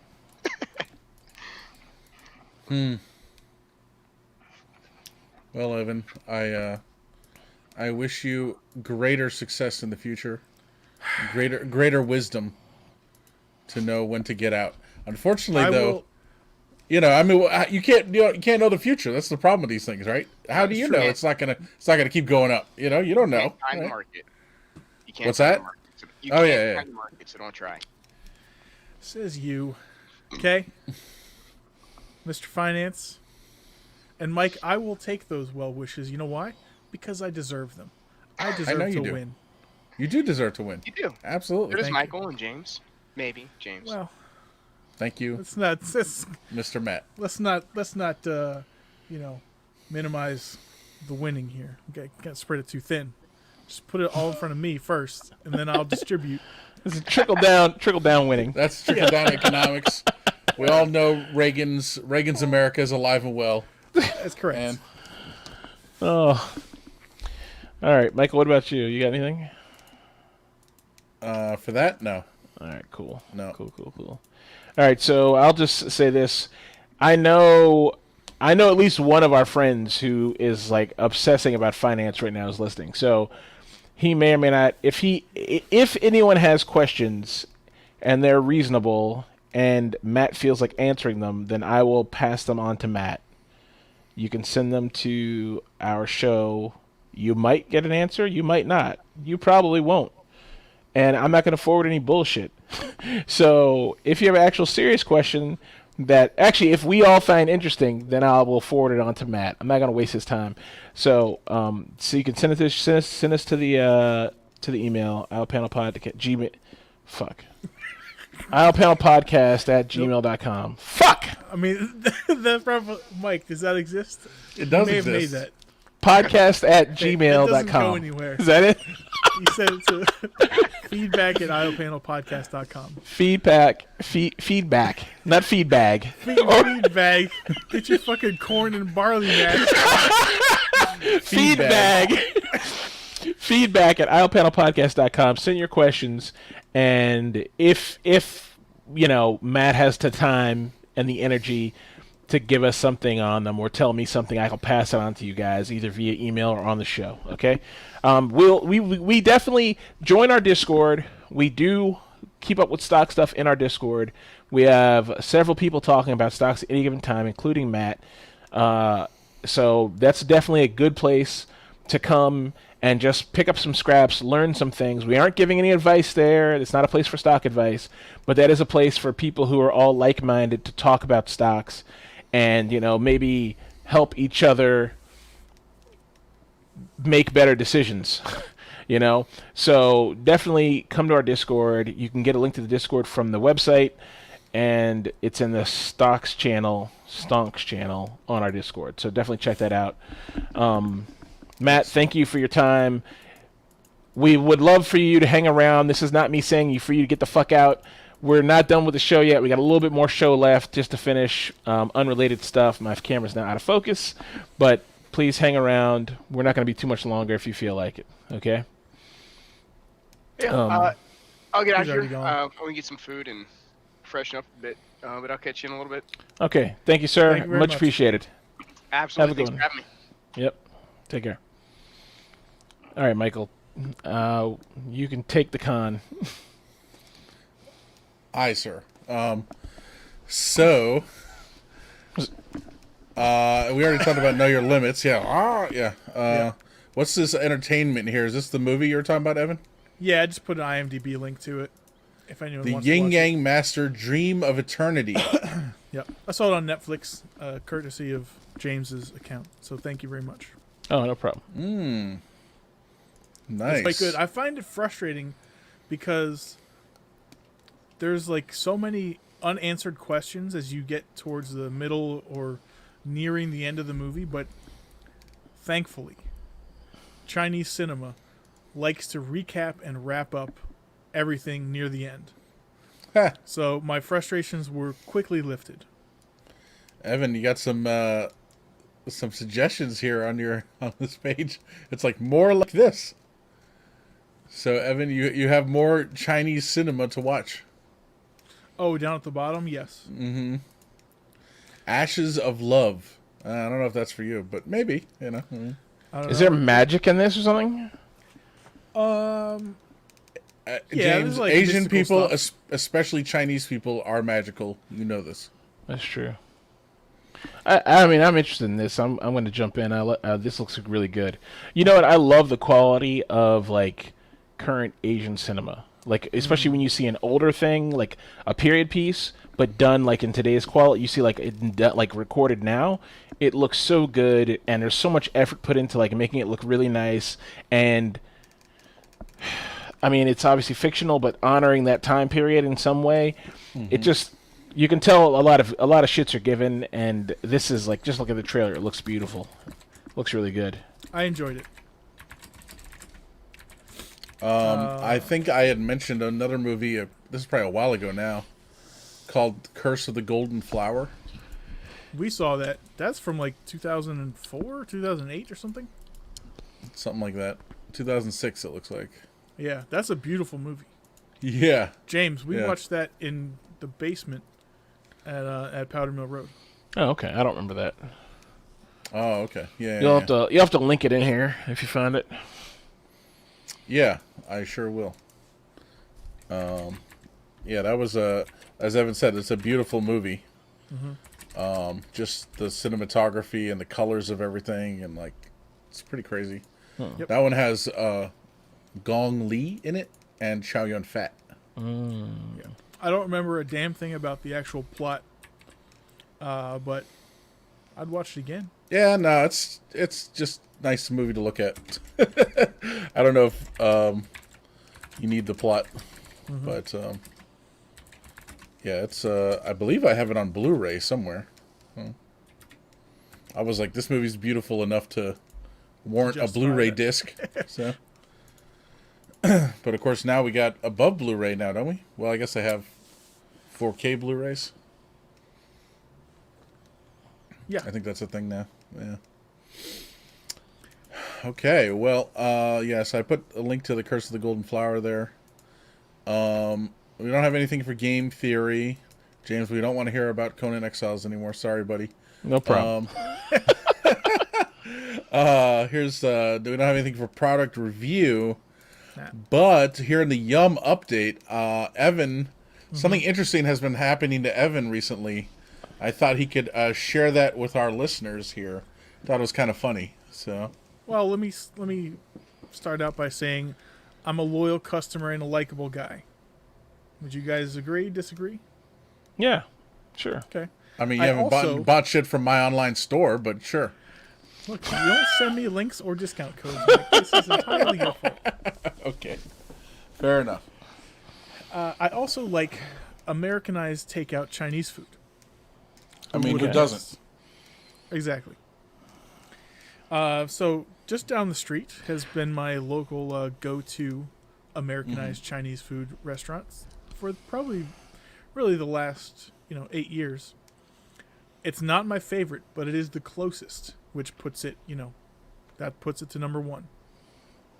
Recently, the matron of the establishment who takes all the orders, interacts with customers, she's been giving me some appreciations. She said I'm a good customer. That's nice. About Glory a hole in month the back. ago, Lol. no, she is married and a mother. Now, I mean, those are not disqualifiers. Is she But, stuck? is she stuck?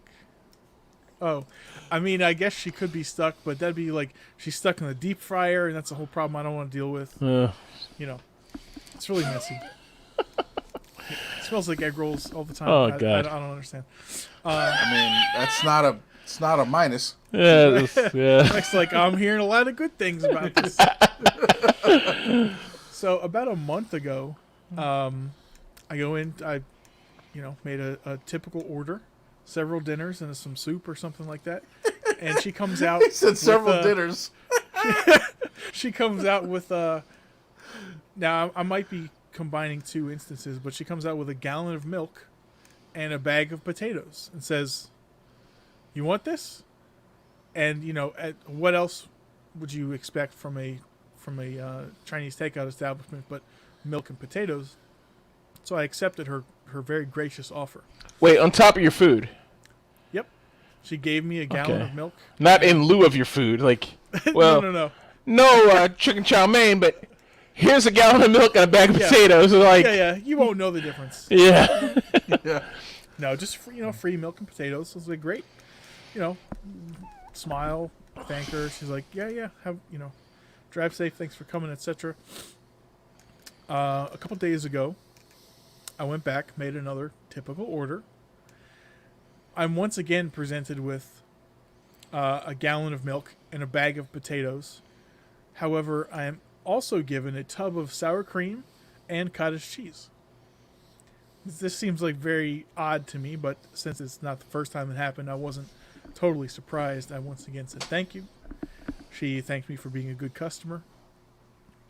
A very interesting exchange was made. A couple days later, I go in, another typical order. Like I said, I like Chinese takeout food. Now I'm given something that's totally odd. Bags of food that look like, could have been at where did Orion used to manage that chicken place? Oh, the rotisserie, chicken out. Chicken Out. Like it could have been used for Chicken Out or, Moe's or something like that. She gave me 2 frozen bags of pre-cooked barbecue chicken. And they're just like chicken thighs in a bag with barbecue sauce, pre-cooked and frozen. Like by them or by some factory? Just like from the grocery store, Okay, some okay. factory. Yeah, So a sealed bag. correct. Okay, not like a trash bag. No, sealed like restaurant. This is meant for Okay. restaurant use. Okay. She then came out with another bag of also frozen chicken taco meat and gave these to me for free as well for my patronage. That's all I've gotten for free so far. So we're at 2 gallons of milk, 20 pounds of potatoes, a tub of sour cream, a tub of cottage cheese, 2 bags of barbecue chicken, and 1 bag of taco meat. I'm interested in and how this is gonna escalate. I mean, I told Evan, I was like, either she wants to date you, she wants to hook you up with her daughter, who Right. doesn't exist apparently, Right. or maybe she has a cousin or something. I don't know. You know? no, she's a feeder, dude. She's sexually aroused by making Evan eat fucking this stuff. She's a feeder. She's a feeder, That's man. Interesting. That's what it is. I'm telling you. That's an Next, interesting she's gonna be like, "Can you?" perspective. She's gonna ask you in, I'm sorry to say, broken English, to take pictures. You're gonna Yeah. be like, "Huh?" Right. So can we do a Zoom while you eat just a potato? Just I want to watch you bite into a raw potato with a handful of sour cream. Not a good idea. No, it's not. But Dude, that's an interesting perspective. She's never given me, much like free Chinese food. Maybe occasionally they'll toss in like some crab rangoon or something, which I personally don't like. But then it comes to milk and taco meat. And you've been going there for 8 years, Yeah. and now just in the last month or two? Yeah. Apparently it's taken a while to gain her trust. I mean, it probably, what's probably happened, like, and all bullshit aside, they probably have been over ordering for months. And now they're like, we just don't have room and this stuff's going to go bad. We need to get rid of it. So they're giving it to you because you're probably one of the few loyal people who still come in the store and actually purchase things. That's a likely scenario. Yeah. It's just weird. I'll be honest with you. This sounds racist as fuck. I would just expect a Chinese food restaurant just to say, I don't care if it expires, and just keep it in there in the refrigerator. Because honestly, you could sell someone barbecue chicken wings that are about to expire, and people would be like, all right, whatever. They wouldn't even know the difference. You know what I mean? The milk is one thing, but potatoes? Dude, you can keep a potato until it becomes a black husk. And even then, you could probably rehydrate it. You shouldn't. You're not supposed to eat those. I mean, Once they start getting those green things on them, No, you eat those green things. You you throw them No. away. You cut them off. You cut them off. So my mom said she used to cut them off, but then she's been advised now you're just supposed to throw the whole thing away. No. No, that's food waste. We can't That's afford food that waste. in 2021 America. No. Yeah, we can. No. You don't throw them away. When they had the little sprouts on them, you cut the sprouts off. That just shows it's alive. There's nothing wrong with that. Yeah, in the worst case, you can trade them for some taco meat. Free market Recycling. economy. Chicken taco meat. Re- So it's cooked and seasoned and everything. Yep. Frozen. So what are you doing? Are you and your roommate just eating like kings every night? I mean, I cooked one of the I reheated one of the bags of barbecue chicken thighs. That was pretty good. I throw those things in the air fryer. Oh boy, I put them in the toaster oven. they'd be a crispy wonder. Do you have an air the taco fryer, meat- James? I'm thinking of buying one. That's a topic for next week, though. Air fryer. I'm on the air fryer hunt right now because I'll support that. I've been advised that air fryers are now the new Instapot.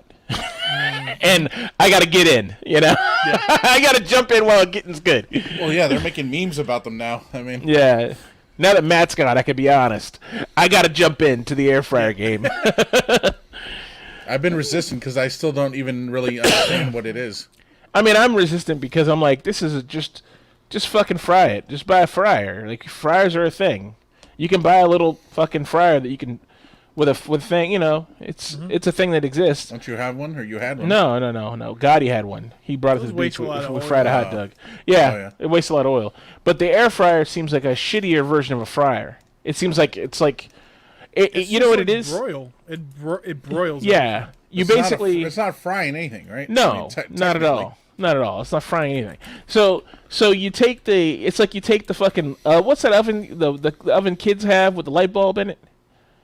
Easy bake oven. You take an easy bake oven, you make the inside fucking bigger, you make the light bulb stronger, and then you put a fan in there. That's an air fryer.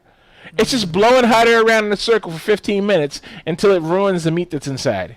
That's what an air fryer does. So I don't really know what the hype is, but I've had things that are air fried, and the right meats and right things taste okay in an air fryer.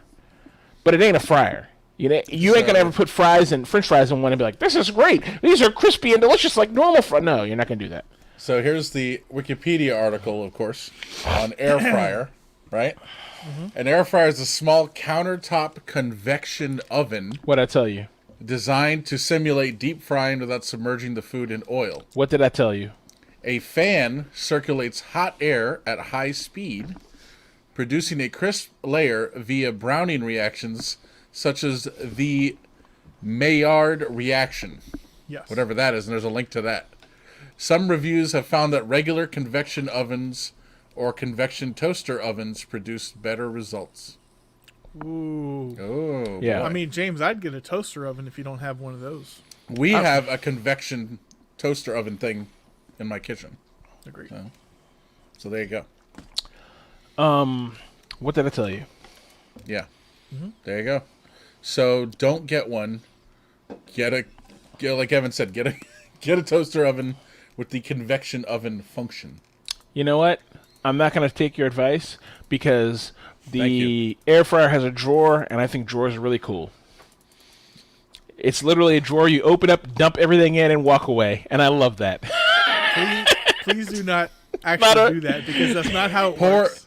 Pour all the slop in and shut the drawer. Let me air fry some soup. He's just pouring oatmeal in there and shit. God. I'm gonna fry this. Why? in the crock pot and be like, this is awful. This needs to be fried. Why are you doing this? Why? Yeah, make your tortilla soup in the air fryer. Oh, God. Boy, oh, boy. It's everywhere. Yeah. We'll have to see who has. I know. Randy, one of our listeners, has an air fryer. I think he said he has an air fryer. I think he does. I think he enjoys it. But yeah, I don't know. Yeah. My mom.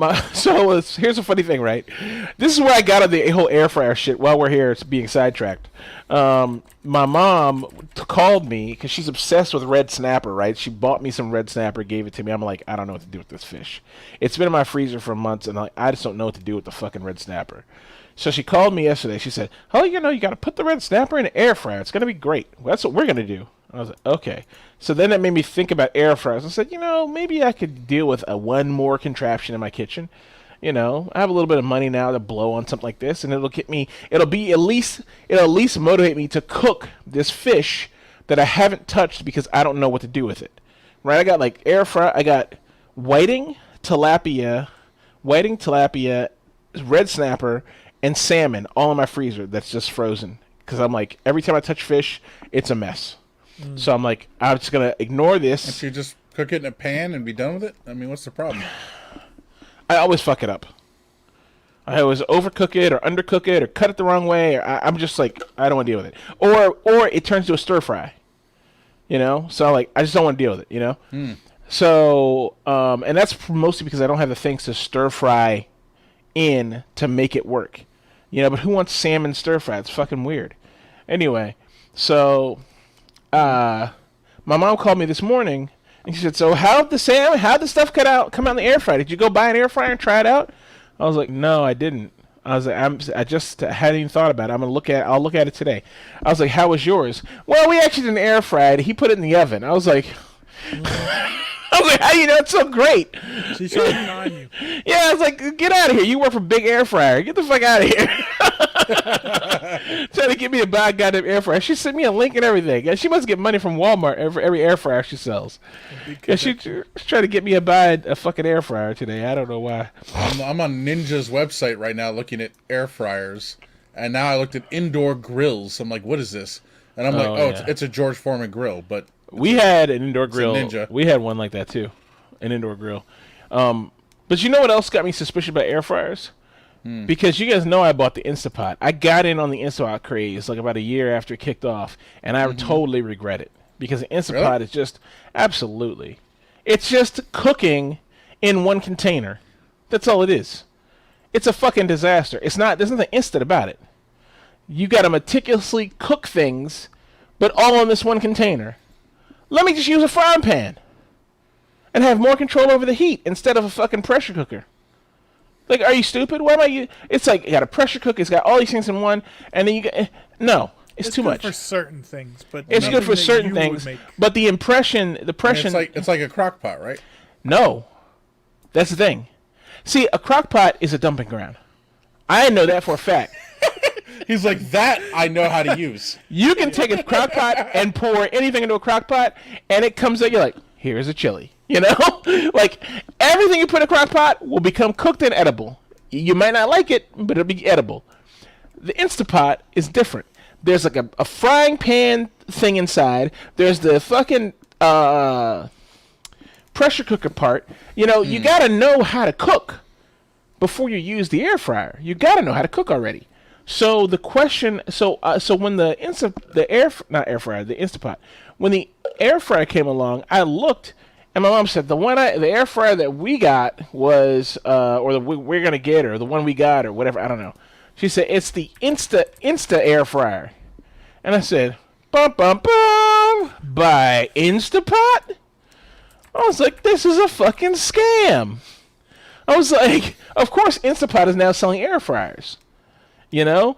And the thing is, the whole idea, Instapot, they give you this idea that, yeah, you put things in and a meal comes out. That's not what happens. You just put it in a frying pan. Isn't there another device like that?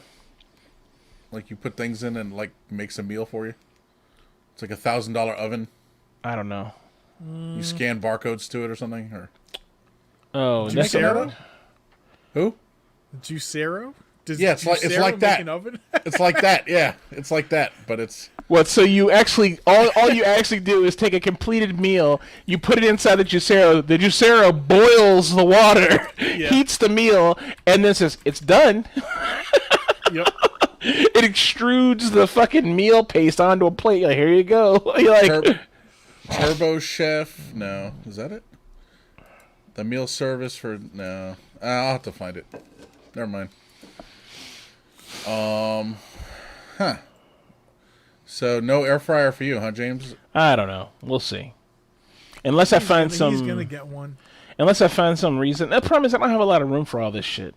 I have a fucking mini keg thing over there I can't use anymore because that company went out of business. I have the Instapot I've used once and it was a total failure.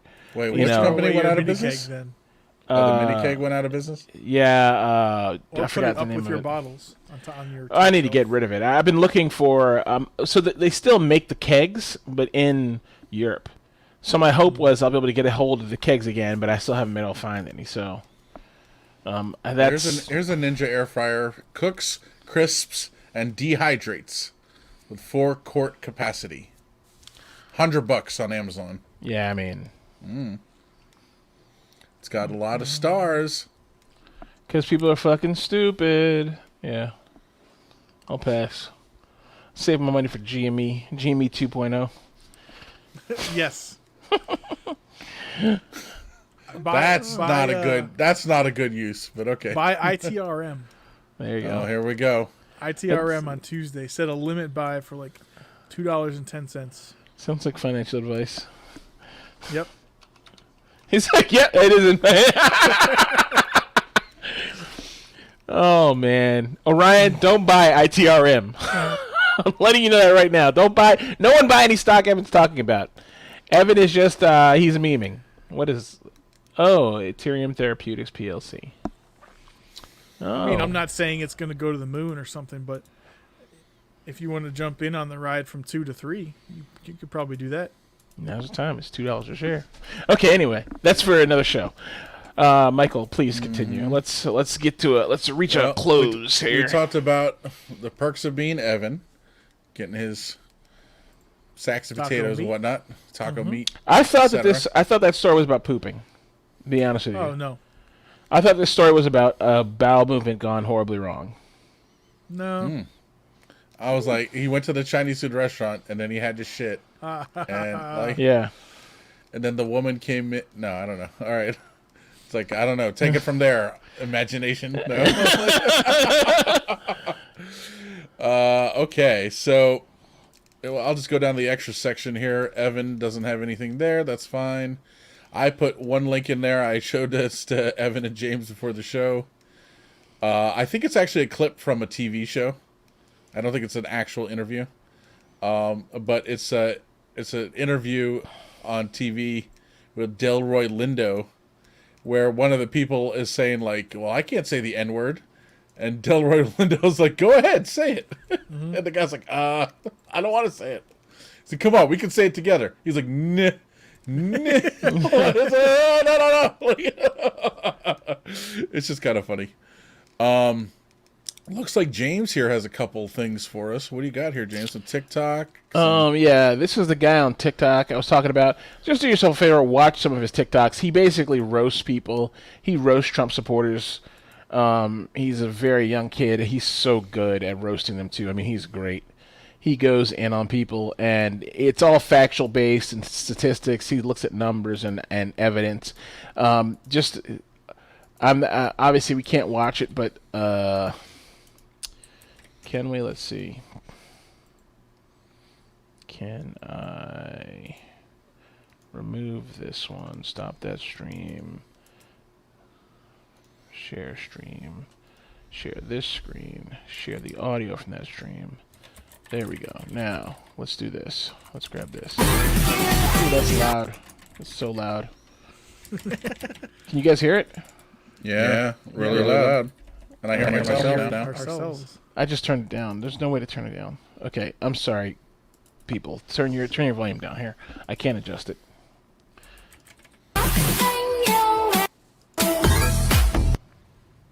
Judging based off that door handle, the rear fender and window shape, and the back tire, which, you know, has a Nissan logo on it, I'm going to assume that this is a 2006 Nissan Pathfinder. That same Pathfinder carrying about 24 gallons of gas, which is well above the average larger car, and getting a combined 19.5 miles per gallon, which is pretty average for SUVs. Do the math on that, that's about $3 per gallon, which is high. This video was posted on January 31st, so unless you can show me a policy that Biden implemented 11 days into his presidency that spiked gas prices to some unprecedented number that you've never seen before, you're not paying $70 because of Biden. You're paying $70 because your car guzzles gas like a fucking sinkhole. Pretty good. So all his content is like that. He's like, oh, let me just take apart what you said there and show you why you're fucking wrong. And I mean, I appreciate it. I know a lot of people are going to be triggered by the stuff that is in his content, but I appreciate it because it's fact-based. It's not, there's no assumption involved. It's just like, here are facts. You know, here are the facts. You know, objectively, this kid is a liberal, you know, for sure. He is on the left, but he is disassembling people with facts and science and intelligent arguments. And, you know, on the right, they're always saying, fuck your feelings. Well, you're right. I agree with you. Fuck your feelings. The truth is out there. You know, he tells people, hey, Google's your friend. Just Google this shit, folks. You know, you can find the truth. So, anyway, that's that. Jay Williams J. He's on YouTube, and he's on, mostly, I think his most stuff is on TikTok. So, if you have TikTok, you're interested in this kind of stuff. You don't even need TikTok. No, you don't. You can watch it on, and I have the YouTube link. I have his regular link in our show notes. You could just so click on watch it here. The link right there. Yeah. You can watch it. This is his page, so you can just watch it here. You don't even need to log in, nothing. Yeah. All right, cool. So, you have something else here, James? Something about Black Monday? Oh, that's just the day that the stock market lost 500 points. We were just using that as an example to say, you know, hey, look, this is what a halt looks like, not what Robinhood did. So that's that. That's what we're talking about. This is where they halt the whole market, not just one or two. And these are the stocks or people who have the power to halt the market and halt trading. You know, a broker can do it, but they can do it the same way 7-Eleven can decide, I'm going to close my doors and lock you inside. You know, they could do it. They probably shouldn't, but they could do it because it's their building, you know. Mm-hmm. So did this happen on like February or March 3rd, 2020? Whenever everything dumped last year. I think there was a halt last year. I don't remember when though. I think there was a halt. I think there's been a halt the last like 3 or 4 years, like 1 or 2 halts The last 3 or 4 years when there's been a serious when the trading's fucking, because every year the trading hits the floor for one reason or another. And the other one I have here is Roaring Kitty's video. So Roaring Kitty is deep fucking value. That's his username. I'm not being crude. His username on Reddit is deep fucking value. Mm-hmm. Deep fucking value. That's his username. And he also has a YouTube channel called Roaring Kitty, which is all of his stock information. And actually, if you go and look at his, let's mute that. If you go and look at his page here, you'll see that he's been talking about GME. 6 months ago, he was talking about GME. You know? Since actually 2019. Yeah, so he's been talking about this stock for a while. You know, this is not like a new thing that last week everyone decided they're going to jump into the GameStop stock. He's been going on about this for a while and doing the research and due diligence. So, you know, the proof is there if you just look for it. Very nice. Thank you, sir. I added one more link in here to my extra section, another TikTok video. I believe I showed it to you guys before. You can play it if you want to. If not, don't worry about it. But it's a guy criticizing conservatives. The people who live here, you hate the civil liberties afforded by the Constitution. Well, let's you hate the just separation start of that church. over here. I'm always curious what exactly conservatives mean when they say they love America, because you hate most of the people who live here, you hate the civil liberties afforded by the Constitution, you hate the separation of church and state.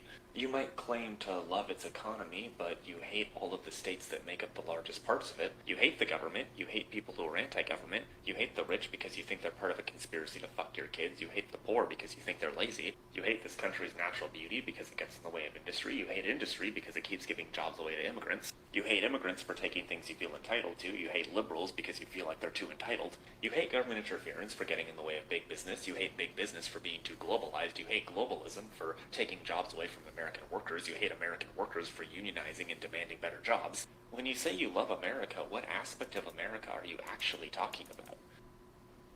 I'm always It's actually really good. curious Oops, what I didn't mean to do that. That's actually really good. That's interesting. I agree. TikTok is you know what? I gotta say this, okay? I hate TikTok. But, dude, there are some fucking scholars on TikTok. There are some fucking people. And don't get financial advice from TikTok, by the way. There's FinTalk. It's people giving finance advice on TikTok. Don't do that. Mm-hmm. There's also FinTwit. Yeah, don't get it from anywhere. Okay? If someone on a social media platform where on one hand there's a woman twerking and the other hand some guy's telling you what stock to buy, you need to stop right there. Okay?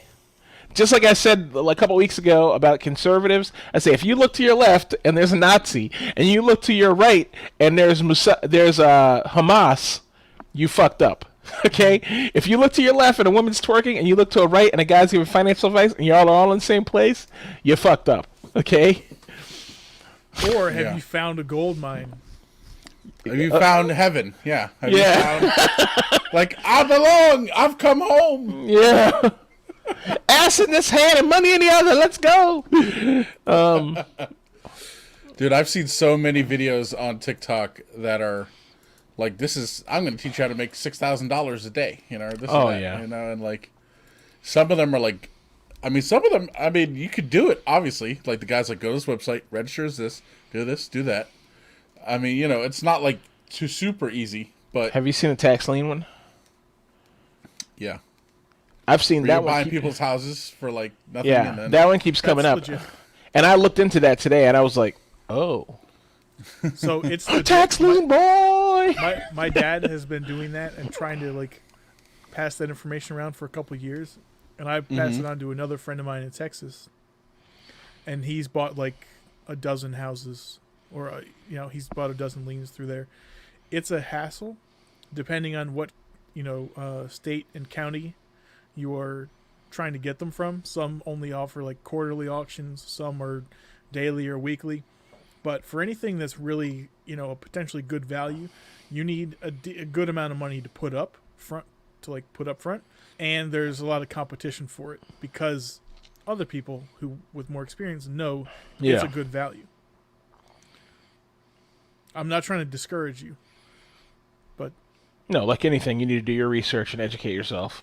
Yep. I mean, so the funny thing is the financial TikTok guys, or the guy who this particular ad, this guy's based out of PG County.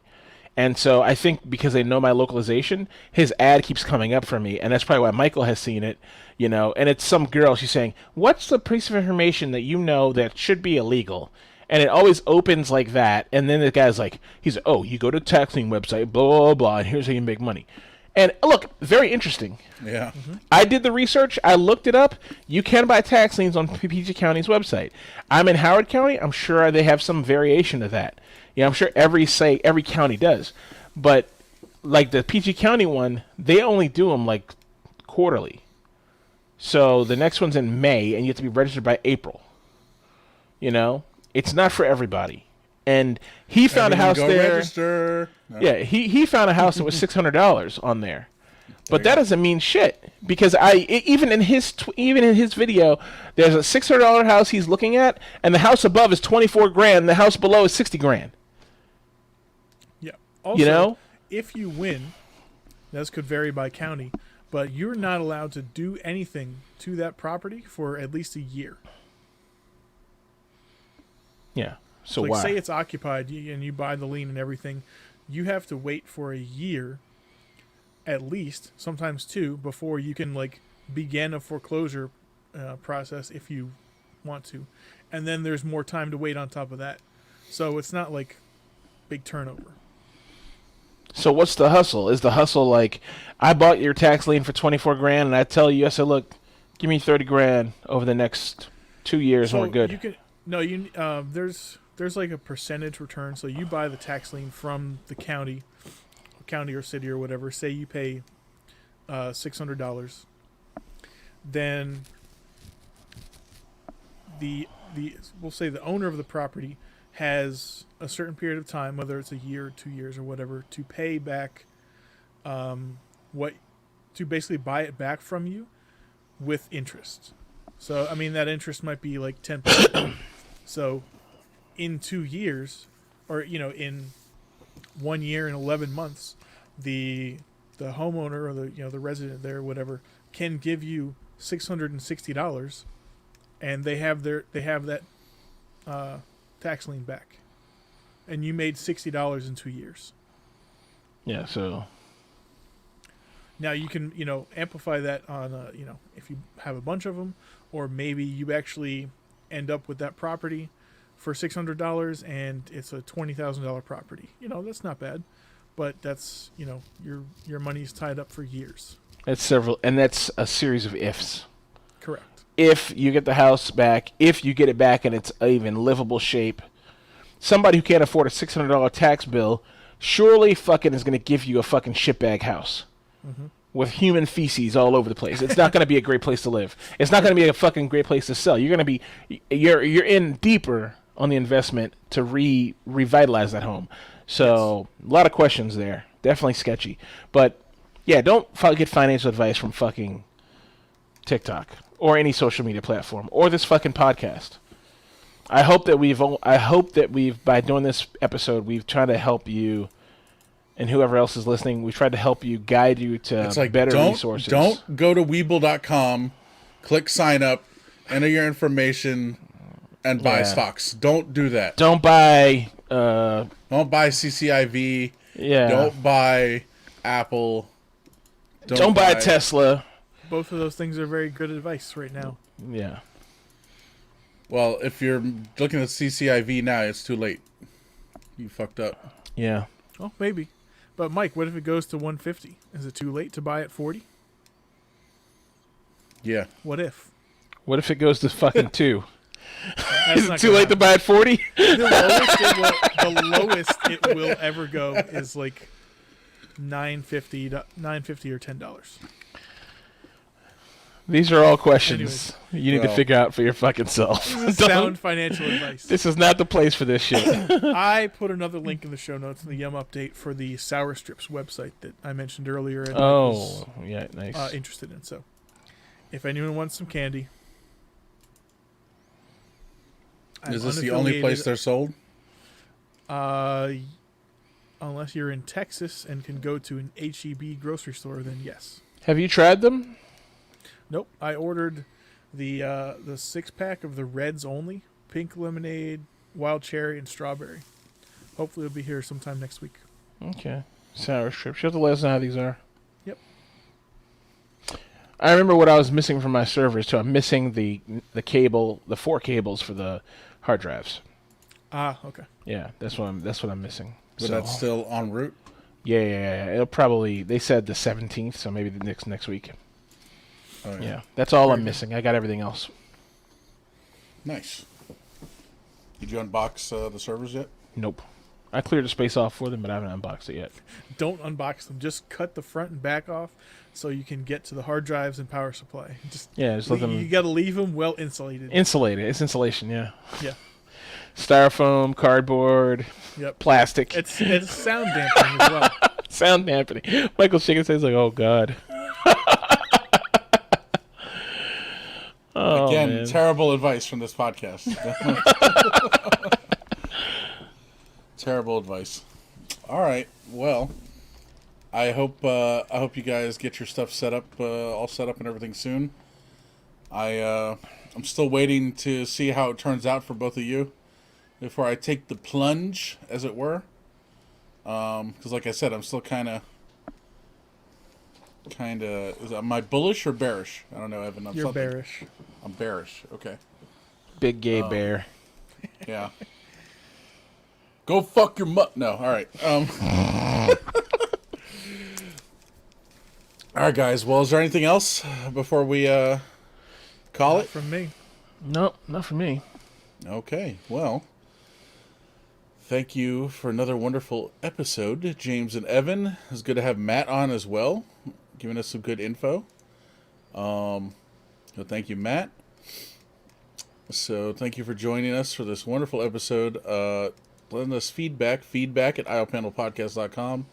Check out our website, iopanelpodcast.com. You can subscribe to the show through a variety of ways. And check out our social media links, Facebook, Instagram, Twitter, etc. Everything's on the right-hand side of the page. So please check that out. We'd really appreciate it. Thank you once again for listening, and we'll catch you next time.